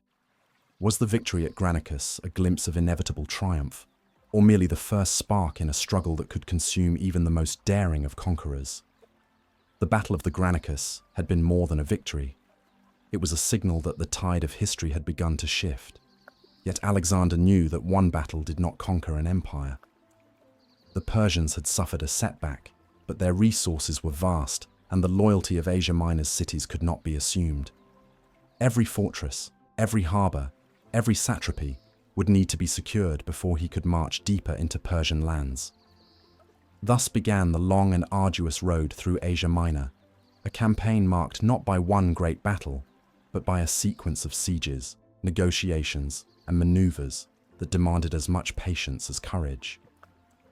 From the field of Granicus, Alexander pushed southward into Lydia.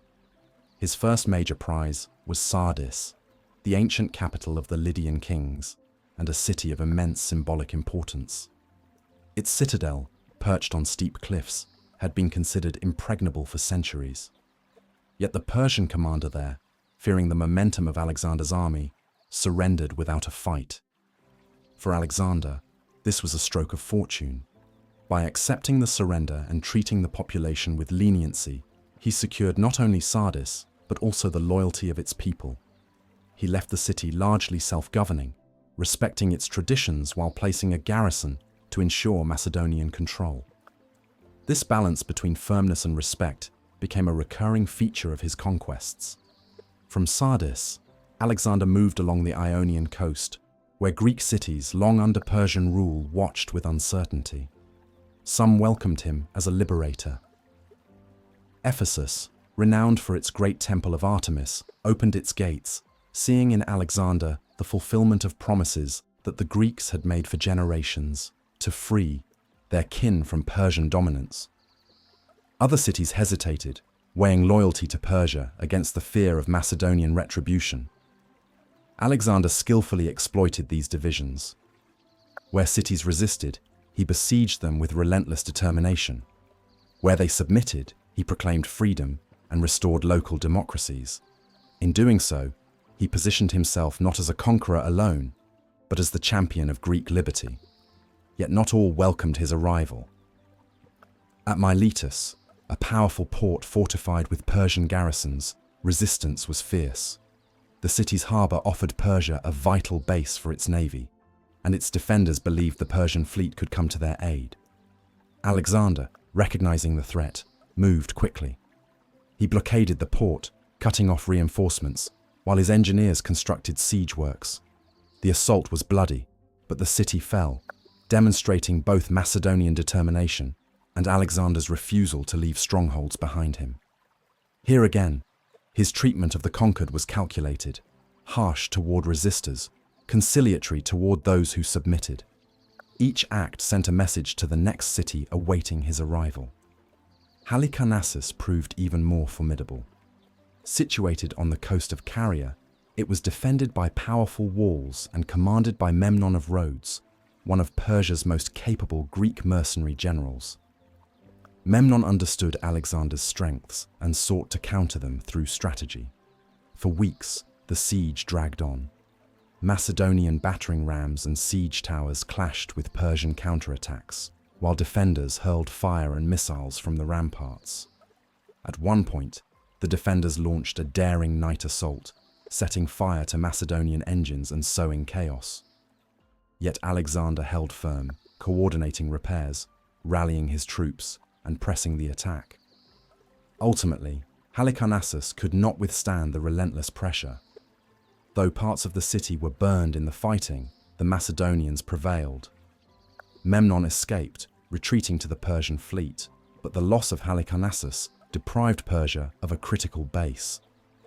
The siege, though costly, demonstrated Alexander's endurance in protracted warfare. He was not merely a cavalry commander dashing across open fields.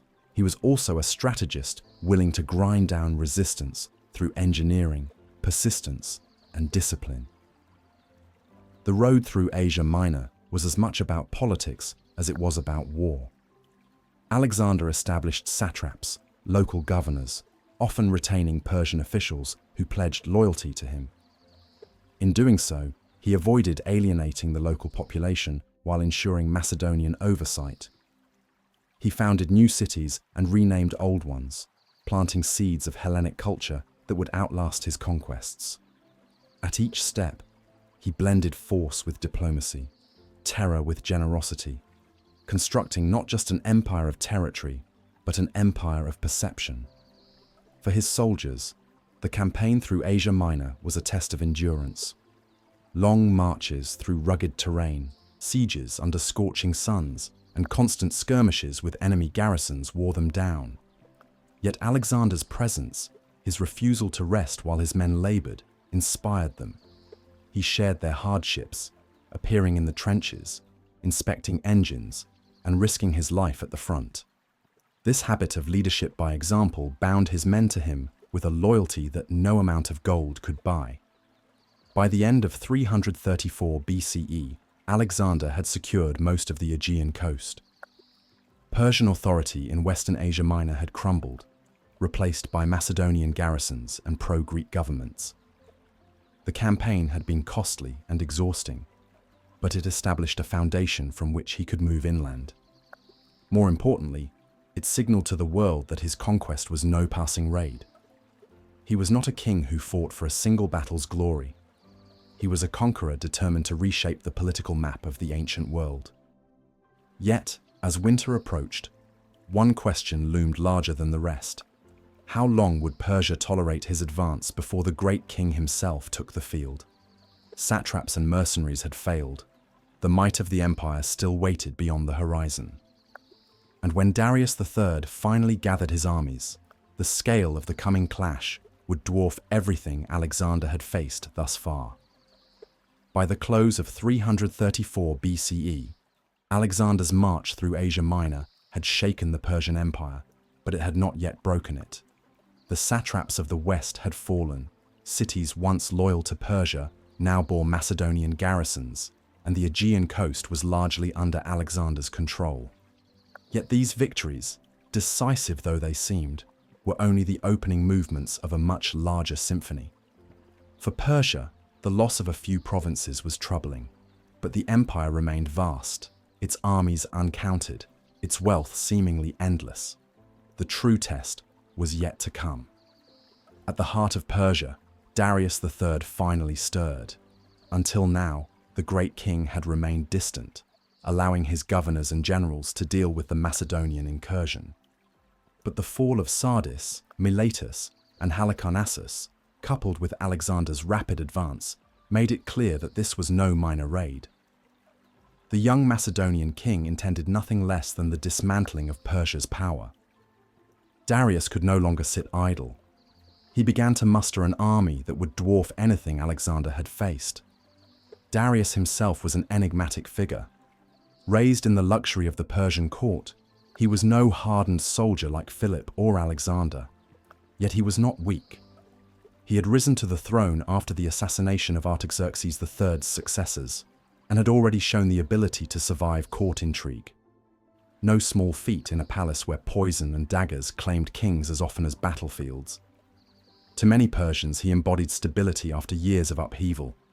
But stability alone would not be enough against Alexander. The mobilization of Persia was an awe-inspiring spectacle. From the heartlands of Mesopotamia, from the mountains of Media, from the plains of Babylonia, and from the distant satrapies of Bactria and Sogdiana, troops began to assemble. The empire's strength lay in its diversity: cavalry from the east, archers from the west, infantry from the south, and mercenaries from the Greek world itself. Each contingent brought its own weapons, dress, and tactics, creating an army that was both vast and varied. To the Greeks, such diversity looked like disunity. To the Persians, it was the embodiment of imperial power, a tapestry of nations united under one throne. As Darius gathered his forces, he also sought to undermine Alexander through diplomacy and intrigue. Persian gold flowed into Greece, where orators in Athens whispered that the Macedonian king would soon be defeated. Messages were sent to Sparta, encouraging them to rise once more against Macedonian dominance. Envoys approached local rulers in Asia Minor, urging them to betray Alexander before he advanced further. Persia had always wielded wealth as a weapon, and Darius wielded it now, hoping to fracture Alexander's alliances before battle was joined. Alexander, however, pressed onward. He moved eastward through Phrygia, stopping at Gordium, where he encountered the legendary Gordian knot. The knot, tied around an ancient chariot, was said to be impossible to untangle, and prophecy declared that whoever solved it would rule Asia. Alexander, confronted with the intricate coils, did not waste time in careful unraveling. According to tradition, he either cut through the knot with his sword or pulled it loose by force. To his men, and to all who heard the tale, the message was unmistakable. Alexander would not be hindered by obstacles, he would cut through them.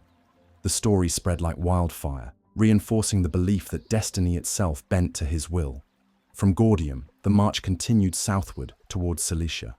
The terrain grew harsher, with narrow mountain passes that could easily have become death traps had the Persians acted decisively. Yet fortune favored Alexander. The Persians failed to block the passes in time, and the Macedonian army poured through into the fertile plain beyond. By the autumn of 333 BCE, Alexander's forces reached the coastal town of Issus, unaware that Darius himself was now close at hand with an army many times their size. The meeting of Alexander and Darius was inevitable, but the circumstances of their encounter would shape the outcome. The Persian army, estimated by ancient sources to number in the hundreds of thousands, though modern historians suggest a smaller but still overwhelming force, was confident in its superiority. Alexander, with perhaps 40,000 men, knew he was outnumbered. Yet he also knew that numbers alone did not decide battles. Terrain, discipline, morale, and above all leadership could tilt the scales. The plain near Issus, hemmed in by mountains on one side and the sea on the other, offered no room for the vast Persian army to maneuver. In choosing this ground, whether by mistake or by circumstance, Darius had blunted his own advantage. Alexander, always alert to opportunity, recognized this at once. Here, in narrow space, his disciplined phalanx and swift cavalry could strike with precision, while the Persian host, too large for the terrain, would struggle to deploy effectively. As both armies drew near, the stage was set for one of the most dramatic confrontations of the ancient world. On one side stood Darius, the great king, ruler of the largest empire the world had ever known. On the other stood Alexander, barely 22 years old, a conqueror still at the beginning of his career. Between them lay not just a battlefield, but the question of who would shape the destiny of Asia. The men of both armies sensed the gravity of the moment. For the Persians, it was a chance to crush the invader and restore the aura of invincibility. For the Macedonians, it was a test of faith in their young king, whose daring had carried them across mountains and rivers, but who now faced odds that seemed insurmountable. And so, as the sun set over the mountains of Cilicia, two armies prepared for a clash that would echo through history. The Persian Empire had awoken, and Alexander was about to face not merely satraps and mercenaries, but the great king himself. The night before the battle, Alexander's camp was alive with tension. The soldiers, hardened by victories at Granicus and through Asia Minor, now faced the greatest challenge of their lives.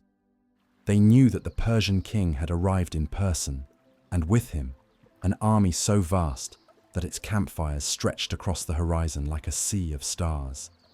Ancient writers claimed the Persian host numbered in the hundreds of thousands. Modern estimates are smaller, but to the Macedonians, the effect was the same. They were surrounded by the image of overwhelming force.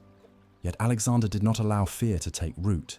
He rode among his troops, speaking to them as comrades, reminding them of their discipline, their courage, and their destiny. He invoked their victories, pointing to the armor they had taken from fallen enemies, the cities that now lay behind them under Macedonian banners. He reminded them that while the Persians relied on sheer numbers, the Macedonians relied on skill, unity, and the leadership of men who fought beside them. He himself would ride at the front, as always, sharing both danger and glory. His calm confidence was infectious. By dawn, the men were not gripped by dread, but by determination. The battlefield of Issus favored Alexander. Hemmed in by the sea to the west and the mountains to the east, the narrow plain neutralized the Persian advantage in numbers. Darius had committed a fatal mistake. He had allowed himself to be drawn into terrain where his army could not deploy to full effect. His massive host became a liability, with soldiers packed too tightly to maneuver effectively. Alexander saw this immediately. He understood that here, in this narrow corridor, his smaller, disciplined army could strike with devastating precision. When the battle began, the Persian line stretched across the plain, with Darius himself stationed at the center, surrounded by his royal guard. Cavalry massed on the flanks, and Greek mercenaries, hired with Persian gold, formed a hardened core among the infantry. Alexander arranged his army with the phalanx in the center, the companion cavalry on the right under his direct command, and Parmenion holding the left wing against the Persian cavalry near the sea. His strategy was clear: hold firm in the center and left, while delivering a decisive, crushing blow with the cavalry on the right. The clash opened with Persian archers and slingers unleashing volleys across the field.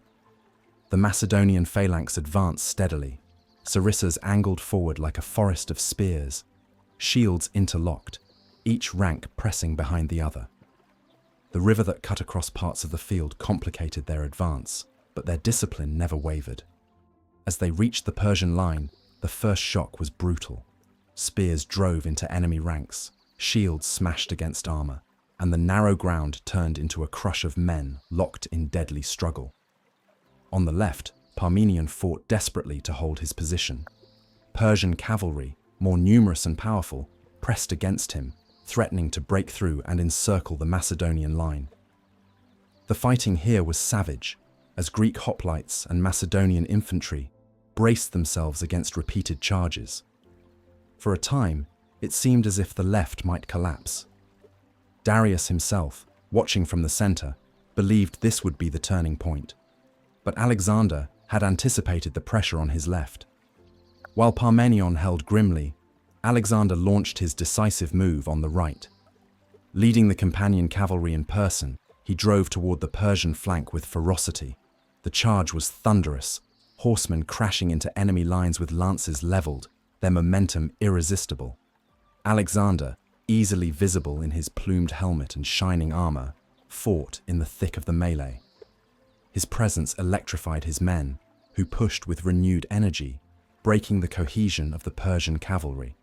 As the Persian flank buckled, Alexander wheeled inward, driving straight toward the center where Darius stood. This was no mere tactic, it was psychological warfare. By aiming directly for the great king, Alexander sought not just to break the Persian line, but to shatter its heart. The sight of the Macedonian king charging with his companions caused panic. Darius, surrounded by his guard, felt the pressure mounting. Ancient sources record that when Alexander's advance drew dangerously close, Darius turned his chariot and fled. Whether from fear or from a calculation to preserve himself, the effect was the same. The Persian army saw its king retreating, and chaos erupted. The rout was sudden and total. Persian soldiers, once confident in their vast numbers, now collapsed into disorder. The Greek mercenaries fought stubbornly in the center, holding their ground even as the Persian cavalry scattered. Many were cut down where they stood, abandoned by the empire that had paid them. The Macedonian pursuit was merciless, chasing fugitives across the plain and slaughtering those who resisted. The aftermath of Issus was staggering. Thousands of Persians lay dead, their bodies scattered across the narrow battlefield. Macedonian casualties were comparatively light, though not insignificant. The spoils were immense: Persian treasure, weapons, and perhaps most dramatically, the family of Darius himself. His mother, wife, and daughters fell into Alexander's hands when the royal camp was captured. Here, Alexander's behavior surprised many. Rather than dishonoring the royal family, he treated them with respect and dignity. He assured them that Darius still lived and that their honor would be preserved. This act of restraint enhanced his reputation, not only among his men, but also across the Persian world. He presented himself not merely as a conqueror, but as a king of kings, capable of mercy as well as power. The victory at Issus reverberated far beyond the battlefield. In Greece, news of Darius's flight confirmed the belief that Persia was no longer invincible. In Asia Minor, cities that had hesitated now rushed to submit. For Persia, the defeat was catastrophic. Darius's authority was shaken, his prestige undermined, his empire's subjects beginning to doubt the strength of their master. For Alexander, Issus was a turning point. He had faced the great king himself and triumphed. His army, though smaller, had shown that discipline and leadership could overcome overwhelming numbers. His name now spread not just as a rising power, but as a force destined to challenge the very foundations of empire. Yet the victory did not end the war. Darius remained alive, his empire still vast, his resources still formidable. The road ahead would lead Alexander deeper into Asia, into greater battles, and into ever more dangerous tests of endurance and ambition. The shadow of Persia was not yet broken. But for the moment, as the dust of Issus settled, the Macedonian king stood as the conqueror of the great king's first army, a symbol of audacity rewarded, of destiny fulfilled in the clash of spears and the thunder of hooves. When the dust of Issus settled, the battlefield revealed both the magnitude of Alexander's victory and the fragility of Darius's empire. The narrow plain was littered with Persian dead, the river choked with bodies, and the cries of captives echoed as Macedonian soldiers gathered the spoils of war. For the first time, the great king himself had fled in full view of his army. In the eyes of his people, this flight was more devastating than the loss of soldiers. It undermined the very image of Persian kingship, which rested on the idea of divine invincibility. In the captured Persian camp, Alexander came upon treasure beyond measure: gold, silver, fine silks, weapons, horses, and luxuries of every kind. But the most striking prize was not material. Darius's own family, his mother Sisygambis, his wife Statera, and his daughters, had been left behind in the chaos of the rout. Macedonian soldiers brought them to Alexander, expecting that he would treat them as spoils of war. Instead, he did something remarkable. When Sisygambis, overcome with grief and humiliation, bowed mistakenly before Hephaestion, thinking him the king, Alexander gently corrected her, raising her up and assuring her she had made no offense. He promised the women that their honor would be preserved, that they would be treated as queens, not captives. His soldiers were forbidden to harm them or claim them as concubines. Even Statera, Darius's beautiful wife, was untouched. To the Macedonians, this restraint seemed extraordinary. To the Persians, it was astonishing. News spread quickly that Alexander, though conqueror, behaved like a ruler of justice. This was more than mercy. It was political theater of the highest order. He was not presenting himself as a Greek raider, but as a legitimate successor to the Persian throne. Meanwhile, Darius, humiliated but unbroken, began to negotiate. From his court deeper in Asia, he sent envoys to Alexander offering ransom for his captured family and peace in exchange for territory. His first offer granted Alexander the lands he had already conquered and proposed marriage between the Macedonian king and one of Darius's daughters to seal the pact. It was a generous offer, one that could have ended the war and secured Alexander's place as master of Asia Minor. But Alexander refused. He replied that as the victor, it was not he who should beg for peace, but Darius who must submit. He demanded recognition, not as an equal, but as the rightful ruler of Asia. To his own men, this answer was electrifying. It confirmed that their king's ambition was not confined to coastal provinces or symbolic victories.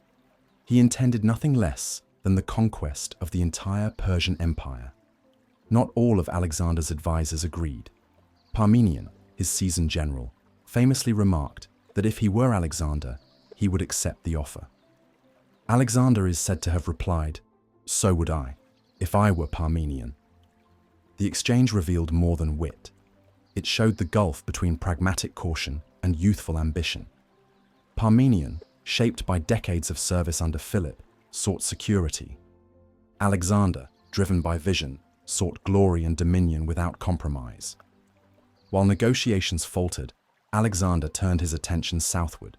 The coastlines of Phoenicia and Egypt beckoned. Persia's naval superiority still loomed, threatening to cut Macedonian supply lines and challenge control of the Aegean. To neutralize this, Alexander needed the ports of the eastern Mediterranean, Tyre, Sidon, Gaza, and Egypt itself. These strongholds were the bases of the Persian fleet. By taking them, Alexander could cripple Persia's naval power without ever challenging it directly at sea. The march south began with Sidon. When Alexander arrived, the city's leadership hesitated, torn between loyalty to Persia and fear of Macedonian retribution. Alexander, demonstrating political shrewdness, did not impose a puppet ruler of his own choosing. Instead, he asked the Sidonians themselves whom they wished as king. They selected a noble who had been living quietly outside the court, respected for his fairness. By honoring their choice, Alexander won Sidon's loyalty without resistance. It was a gesture that contrasted sharply with the destruction of Thebes, showing that submission brought leniency and even self-governance. But not all cities would submit so easily. Tyre, proud and defiant, would resist Alexander in a siege that would test his endurance like none before. The road to Tyre would become one of the most famous episodes of his campaigns. But before he reached its walls, Alexander paused in Cilicia, consolidating his gains and celebrating his first great victory over the great king. Issus had given him more than land and treasure. It had given him legitimacy in the eyes of both Greeks and Persians. His men, once skeptical of whether they could face the might of Asia, now believed they could defeat any army. His enemies, once confident in Persian supremacy, now whispered doubts. Even Darius himself, though still ruling, had been forced into the role of supplicant, sending envoys to a conqueror half his age. Yet beneath this triumph, Alexander knew the war was far from over. Darius would gather another army, larger than before. The heartlands of Mesopotamia and Persia still awaited, rich in resources and men. What Issus had provided was momentum, but momentum had to be maintained. If Alexander paused too long, Persia's vast resources might recover and overwhelm him. If he pushed too quickly, he risked overextending his supply lines. The balance was delicate, and the stakes were immense. Thus, the aftermath of Issus was not a period of rest, but of decision. Should he chase Darius immediately into the Persian heartland, risking a deeper clash before consolidating the coast? Or should he turn south, stripping Persia of its naval bases before striking inland? The choice would shape the next stage of his campaign, and with it, the destiny of empires. Alexander chose the southern path, a move that combined caution with vision. He would first secure the Mediterranean coast, ensuring that Persia's navy had no anchor points. Only then, with his rear safe and his supply lines unbroken, would he march into the great river valleys of Mesopotamia to confront Darius again. The march south was more than military strategy, it was a statement. Alexander would not merely defeat armies, he would dismantle Persia's empire piece by piece, ensuring that when the final blow came, it would be irreversible.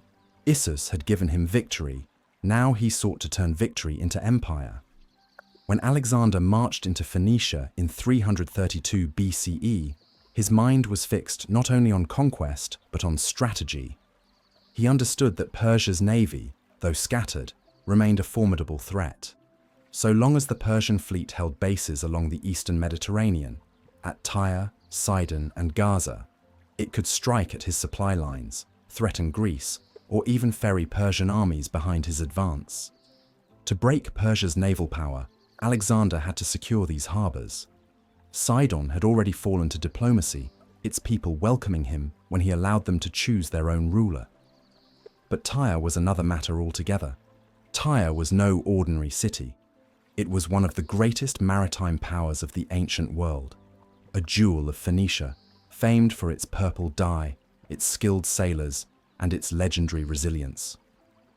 Unlike other coastal towns, Tyre was not situated directly on the mainland. Its heart lay on an island about half a mile offshore, protected by massive walls that rose more than 150 feet above the sea. The island was ringed with harbours, heavily fortified and defended by warships. For centuries, Tyre had resisted conquerors, its walls standing as a challenge to would-be invaders. Even the mighty Assyrians and Babylonians had struggled to subdue it. To take Tyre was to attempt the impossible. When Alexander approached, he first attempted diplomacy. He proposed entering the city to sacrifice at the temple of Melkart, the Tyrian equivalent of Heracles, whom Alexander claimed as an ancestor. The Tyrians refused. They would acknowledge him as king of the mainland, but the island was sacred and would not be defiled by a foreign army. It was a bold rejection, for they knew that to deny Alexander was to invite his wrath. Yet Tyre trusted its walls, its fleet, and its long history of surviving sieges. For Alexander, the refusal was intolerable. To leave Tyre unconquered was to leave Persia a naval stronghold at his rear. To bypass the city would be to admit that some walls were beyond his reach. His pride as a king and his strategy as a general both demanded that Tyre must fall. Thus began one of the most extraordinary sieges in ancient history. The challenge was obvious. How could an army with no great fleet assault a fortress island? Alexander's answer was audacity itself. He ordered his engineers to build a causeway, a massive bridge of stone, timber, and rubble that would extend from the mainland to the island. It was a project of staggering ambition. Workers felled trees from the surrounding countryside, stones were dragged from quarries, and rubble was piled into the sea. Slowly, across the waves, a road began to emerge. At first, progress was steady. The water near the shore was shallow, and the Macedonians advanced with relative ease. But as the causeway extended farther, The sea deepened, and the Tyrians struck back. From their ships they launched attacks on the workers, hurling missiles and burning projectiles. They sailed close to the causeway, setting fire to siege engines and towers erected to protect the builders. The Macedonians fought back, but it was a brutal contest. The sea itself seemed to conspire with the defenders, swallowing rubble and dragging down structures as fast as they could be built. Undeterred, Alexander escalated.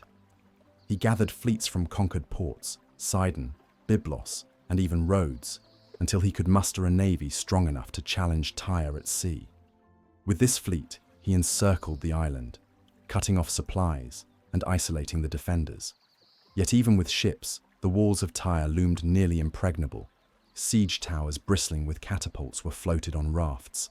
Battering rams were positioned against the walls, but the defenders responded with ferocity. They poured boiling liquids on attackers, launched fireships to destroy siege engines, and hurled rocks from the battlements. The siege dragged on for months.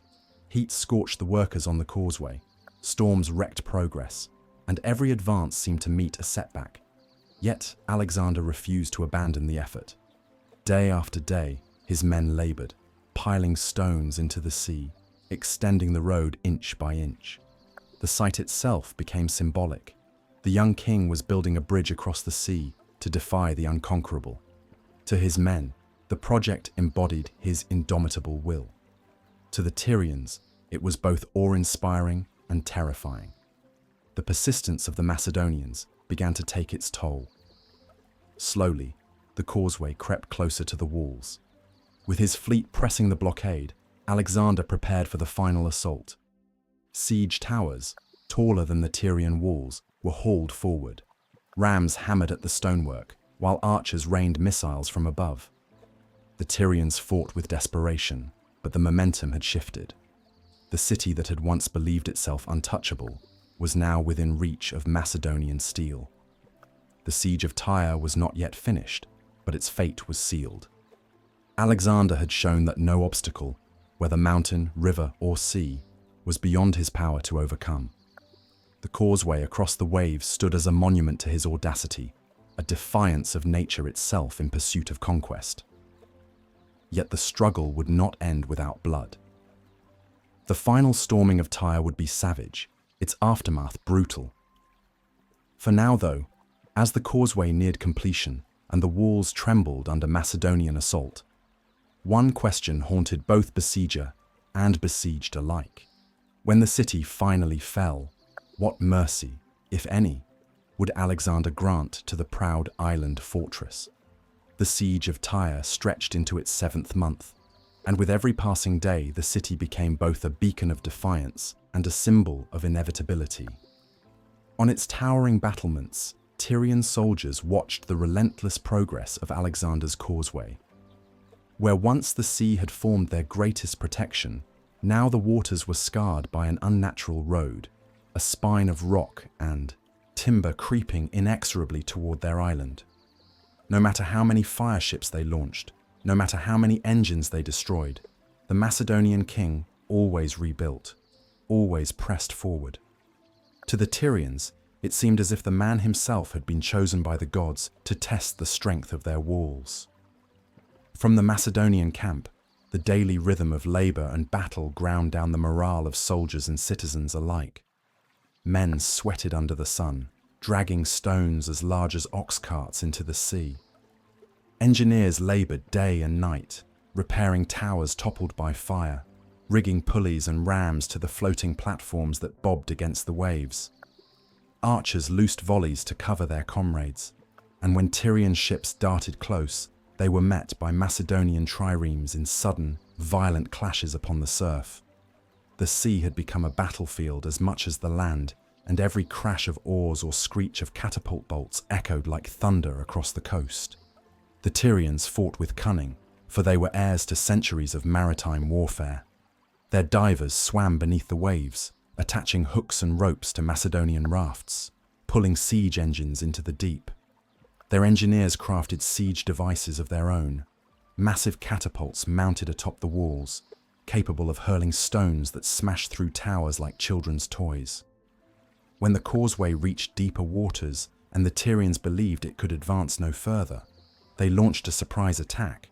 A fireship packed with pitch, sulfur, and dry wood, towed stealthily by galleys, then released into the line of Macedonian engines. Flames consumed the structures, the sea glowed with fire, and for a moment it seemed Alexander's grand project would collapse into ruin. But Alexander refused despair. He was everywhere at once, riding along the causeway, shouting orders, quenching flames, rallying men with the force of his presence. If the sea devoured his towers, he built new ones. If the walls shattered his engines, he constructed stronger machines. If Tyre mocked his ambition, he answered with silence and persistence, his will grinding against their resistance like water-eroding stone. To his soldiers, his resolve became contagious. They began to believe that no wall, no fortress, no barrier between man and sea could stand against the son of Zeus Ammon. As weeks passed, his fleet grew stronger, swelling with reinforcements from conquered ports. Sidonian, Cypriot, and Greek ships joined his cause, creating a ring of iron around Tyre. Supplies no longer reached the island. Hunger gnawed at its people, yet their spirit burned stubbornly.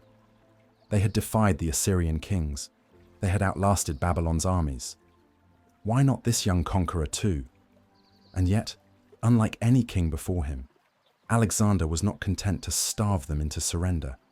He wanted a victory that would echo across the world. At last, the causeway reached the base of Tyre's sea walls.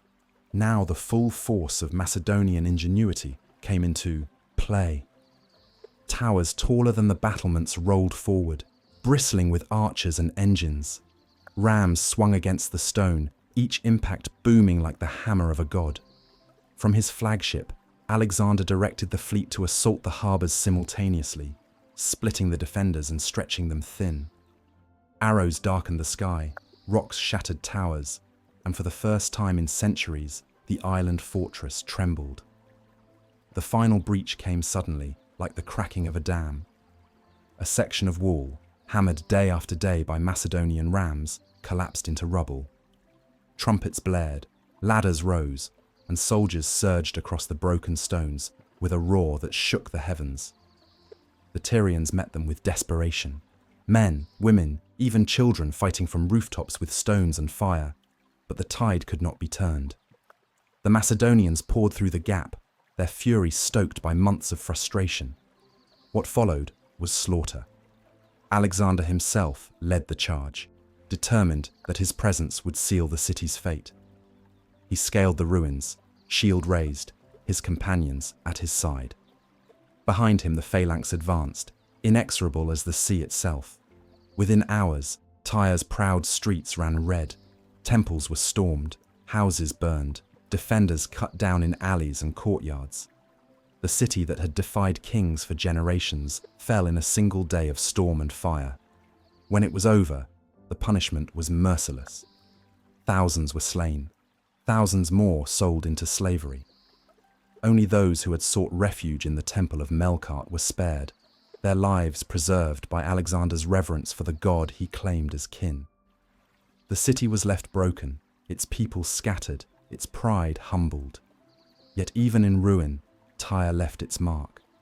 The causeway Alexander built across the waves remained, altering the very coastline for all time, a scar of stone linking island to shore. For Alexander, the fall of Tyre was more than a victory, it was a declaration. To Persia, to Greece, to every city that thought itself untouchable, he had shown that nothing could withstand his will. The sea itself had yielded to him. And yet, his gaze was already turning southward. Beyond Tyre lay Gaza, Egypt, and eventually the desert roads that would lead him deeper into the heart of the Persian Empire. The smoke of Tyre still hung in the air when Alexander turned his eyes toward Egypt. For 7 months he had wrestled with the sea, hammering stone into water, breaking an island that had mocked empires for centuries. Now, with Tyre reduced to silence and its proud walls shattered, he carried the aura of inevitability. Yet victory did not quiet his spirit, it sharpened it. Like a flame fed by wind, conquest only made him hunger for more. His army, though wearied by the siege, followed with a devotion born not only from discipline but from belief. They had seen their king walk into fire and emerge unscathed. They had watched him bend sea and stone to his will. To many, he was no longer just Alexander, son of Philip. He was touched by the divine, and Alexander himself encouraged this vision. He allowed the rumors to grow, let the whispers spread, that he was more than mortal flesh. To him, conquest was not merely a path to empire, it was a road to godhood. The march south brought the Macedonians into Gaza, a fortress that, like Tyre, resisted with courage, but fell under Alexander's fury. The desert winds carried the cries of its defenders, and once more, blood baptized the stones. But Gaza was no Tyre. It was a stepping stone, a test, nothing more. Beyond it lay Egypt, the ancient land of pyramids, temples, and gods whose names had been old when Greece was still a scattering of tribes. Alexander believed Egypt would not resist him. It would embrace him. His belief was not misplaced. When his armies entered the Nile Valley, they were welcomed not as conquerors, but as liberators. For generations, the Egyptians had chafed under Persian rule, their temples taxed, their traditions scorned. Now they looked upon Alexander as a savior, a foreign king who might restore their gods to honor. Priests came to greet him, crowds hailed him as pharaoh, and the sacred ceremonies of coronation were performed. In Memphis, he was proclaimed son of the great god Ra, pharaoh of the two lands. Yet even this was not enough for Alexander. To be king of Egypt, to wear the crown of the pharaohs, was but one step. He wanted more than titles handed by priests. He wanted divine confirmation. Somewhere deep within him, there burned a need to prove what he already claimed, that he was not merely Philip's heir, but the offspring of a god. And so he journeyed into the desert, across the shifting sands of Libya, toward the fabled oracle of Ammon at Siwa. The journey itself became a legend. The desert was vast and merciless, a sea of dunes where men could vanish without trace. The sun blazed like molten bronze by day, and the cold cut like knives by night. Alexander's soldiers marched in silence, their king at the front, as though leading them not into emptiness, but toward destiny. And destiny seemed to favor him.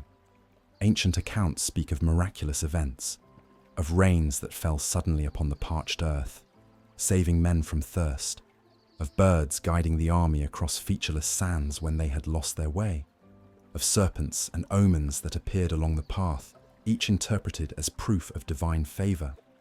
Whether truth or legend, the march burned itself into memory as a trial not of armies, but of faith. At last, Siwa rose from the desert like a mirage. A sanctuary of palms and springs, crowned by the temple of Ammon, it stood isolated, as though removed from the world of mortals. There, priests guarded a shrine said to speak with the voice of the god himself. Few had ever reached it, and fewer still had left with answers. Alexander entered alone, shrouded in mystery, while his companions waited beyond the threshold. What passed within the sacred chamber was never fully revealed. Some said the high priest greeted Alexander as son of Ammon, confirming the divine lineage he craved. Others whispered that the oracle delivered prophecies too secret to be spoken aloud, that Alexander's destiny stretched beyond Persia, beyond Asia, perhaps even beyond the mortal world itself. Whatever words were exchanged, they left their mark. When Alexander emerged, he bore a new confidence, a conviction that his path was not chosen by man, but ordained by gods. From that day forward, he embraced the role of divinity. He demanded that his subjects bow before him in proskynesis, as one might bow before a god. To the Greeks, this was shocking, even blasphemous. To the Persians and Egyptians, it was expected, even natural. But Alexander no longer measured himself by the traditions of Greece.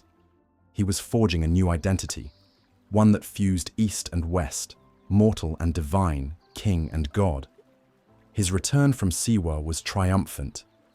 At the Nile's mouth, he founded a new city, Alexandria, planting his name into the map of eternity.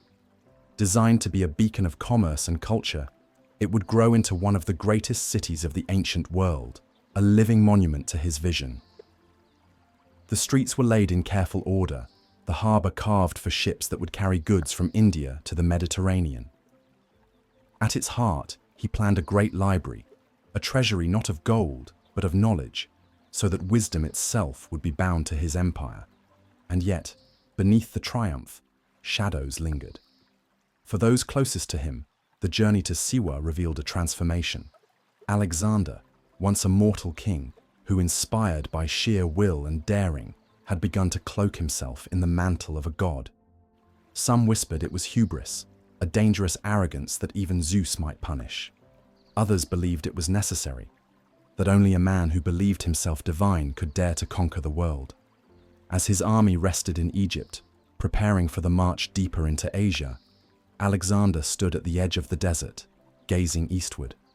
Persia still lay before him, its heart unbroken, its king Darius still alive. But now he carried more than swords and spears into that war. He carried the weight of prophecy, the conviction of divinity, and the memory of a desert where the gods had spoken his name. And so, with Egypt at his feet, and the oracle's words echoing in his heart, Alexander prepared to resume his march. The boy who had set out from Macedon to avenge his father now believed he bore the destiny of gods. The world would soon feel the difference. The desert had whispered to him that he was chosen, and Egypt had crowned him as Pharaoh, son of gods. But Alexander knew that prophecy alone could not secure empire. The East still had a king, and that king's name was Darius. Persia had not fallen at Issus, nor broken at Tyre, nor vanished in the sands of Gaza. Its heart still beat, its armies still gathered, and unless that heart was pierced, all Alexander's triumphs would remain, fragile victories on the edge of a storm. Darius had not been idle. Shamed by his retreat at Issus, haunted by the sight of his family, his wife, his daughters, his mother, falling into Alexander's hands, he resolved to fight again, not as a fleeing monarch, but as the great king of Persia. Envoys raced across the empire's vast roads, summoning levies from the ends of the earth. From India's borders came elephants draped in armor. From the highlands of Bactria rode fierce cavalry. From the plains of Mesopotamia marched endless ranks of infantry. Chariots with blades fastened to their wheels were prepared to tear through Macedonian lines. At the center of it all, Darius sought to reclaim his honor, his throne, his very soul. The place chosen for this reckoning was Gaugamela, near the plains of Arbela. Unlike Issus, where narrow valleys had hindered Persia's numbers, here the field was wide and flat, a perfect stage for the vast army Darius commanded. His men leveled the ground, clearing rocks so that his chariots could run unhindered. He wanted no terrain to aid his enemy. He wanted the plain itself to proclaim Persia's supremacy. Alexander knew what waited for him. Scouts reported that the Persians outnumbered his forces many times over, perhaps 200,000 against his 47,000. Yet he was undeterred. He told his generals that numbers meant nothing when skill and strategy held the balance. "It is not the multitude that gives victory," he reminded them, "but the courage of those who fight and the genius of the man who commands." He was staking his fate, not on equality of armies, but on the precision of his design. As the two forces faced one another, the contrast was stark. The Persians stretched across the horizon, a sea of soldiers shimmering with spears and banners, the chariots gleaming like knives under the sun. Darius stood at the center upon a raised chariot, the symbol of empire, his royal guard forming an iron wall around him. To his eyes, it must have seemed impossible for such a force to fail. The Macedonians, smaller in number, arranged themselves in a disciplined formation that was the envy of the world. At their heart stood the phalanx, shields overlapping, spears bristling like a living wall of iron. On the wings, Alexander placed his cavalry, with himself at the head of the companion horsemen. He did not stand at the center like Darius, watching others fight. He would ride into the storm himself, aiming at the very soul of the enemy. His men knew this, and it bound them to him with unbreakable loyalty. The morning sun rose, and silence hung like a weight. Then, as horns sounded across the plain, the battle began. Persian chariots surged forward, wheels spinning, blades flashing, horses pounding the earth. Dust rose in sheets as they thundered toward the Macedonian lines, but Alexander had prepared. At his command, the phalanx opened gaps, letting the chariots pass harmlessly through, while javelins and spears rained down on the exposed drivers. What had been meant as terror became slaughter, and the momentum of Persia's first strike dissolved. Now the field roared with the clash of men and steel. Darius sent wave after wave into the Macedonian center, seeking to break the phalanx, yet the line held, bending but never shattering. At the same time, Alexander executed the maneuver that has since been remembered as genius. With a feigned retreat on his right wing, he lured part of the Persian cavalry outward, creating a gap in their formation. Then, in a flash, he wheeled his companions and charged directly through that breach, straight toward the heart of the Persian line, where Darius stood. It was lightning on the battlefield, spears leveled, horses screaming, the Macedonian wedge cut like a blade toward the king.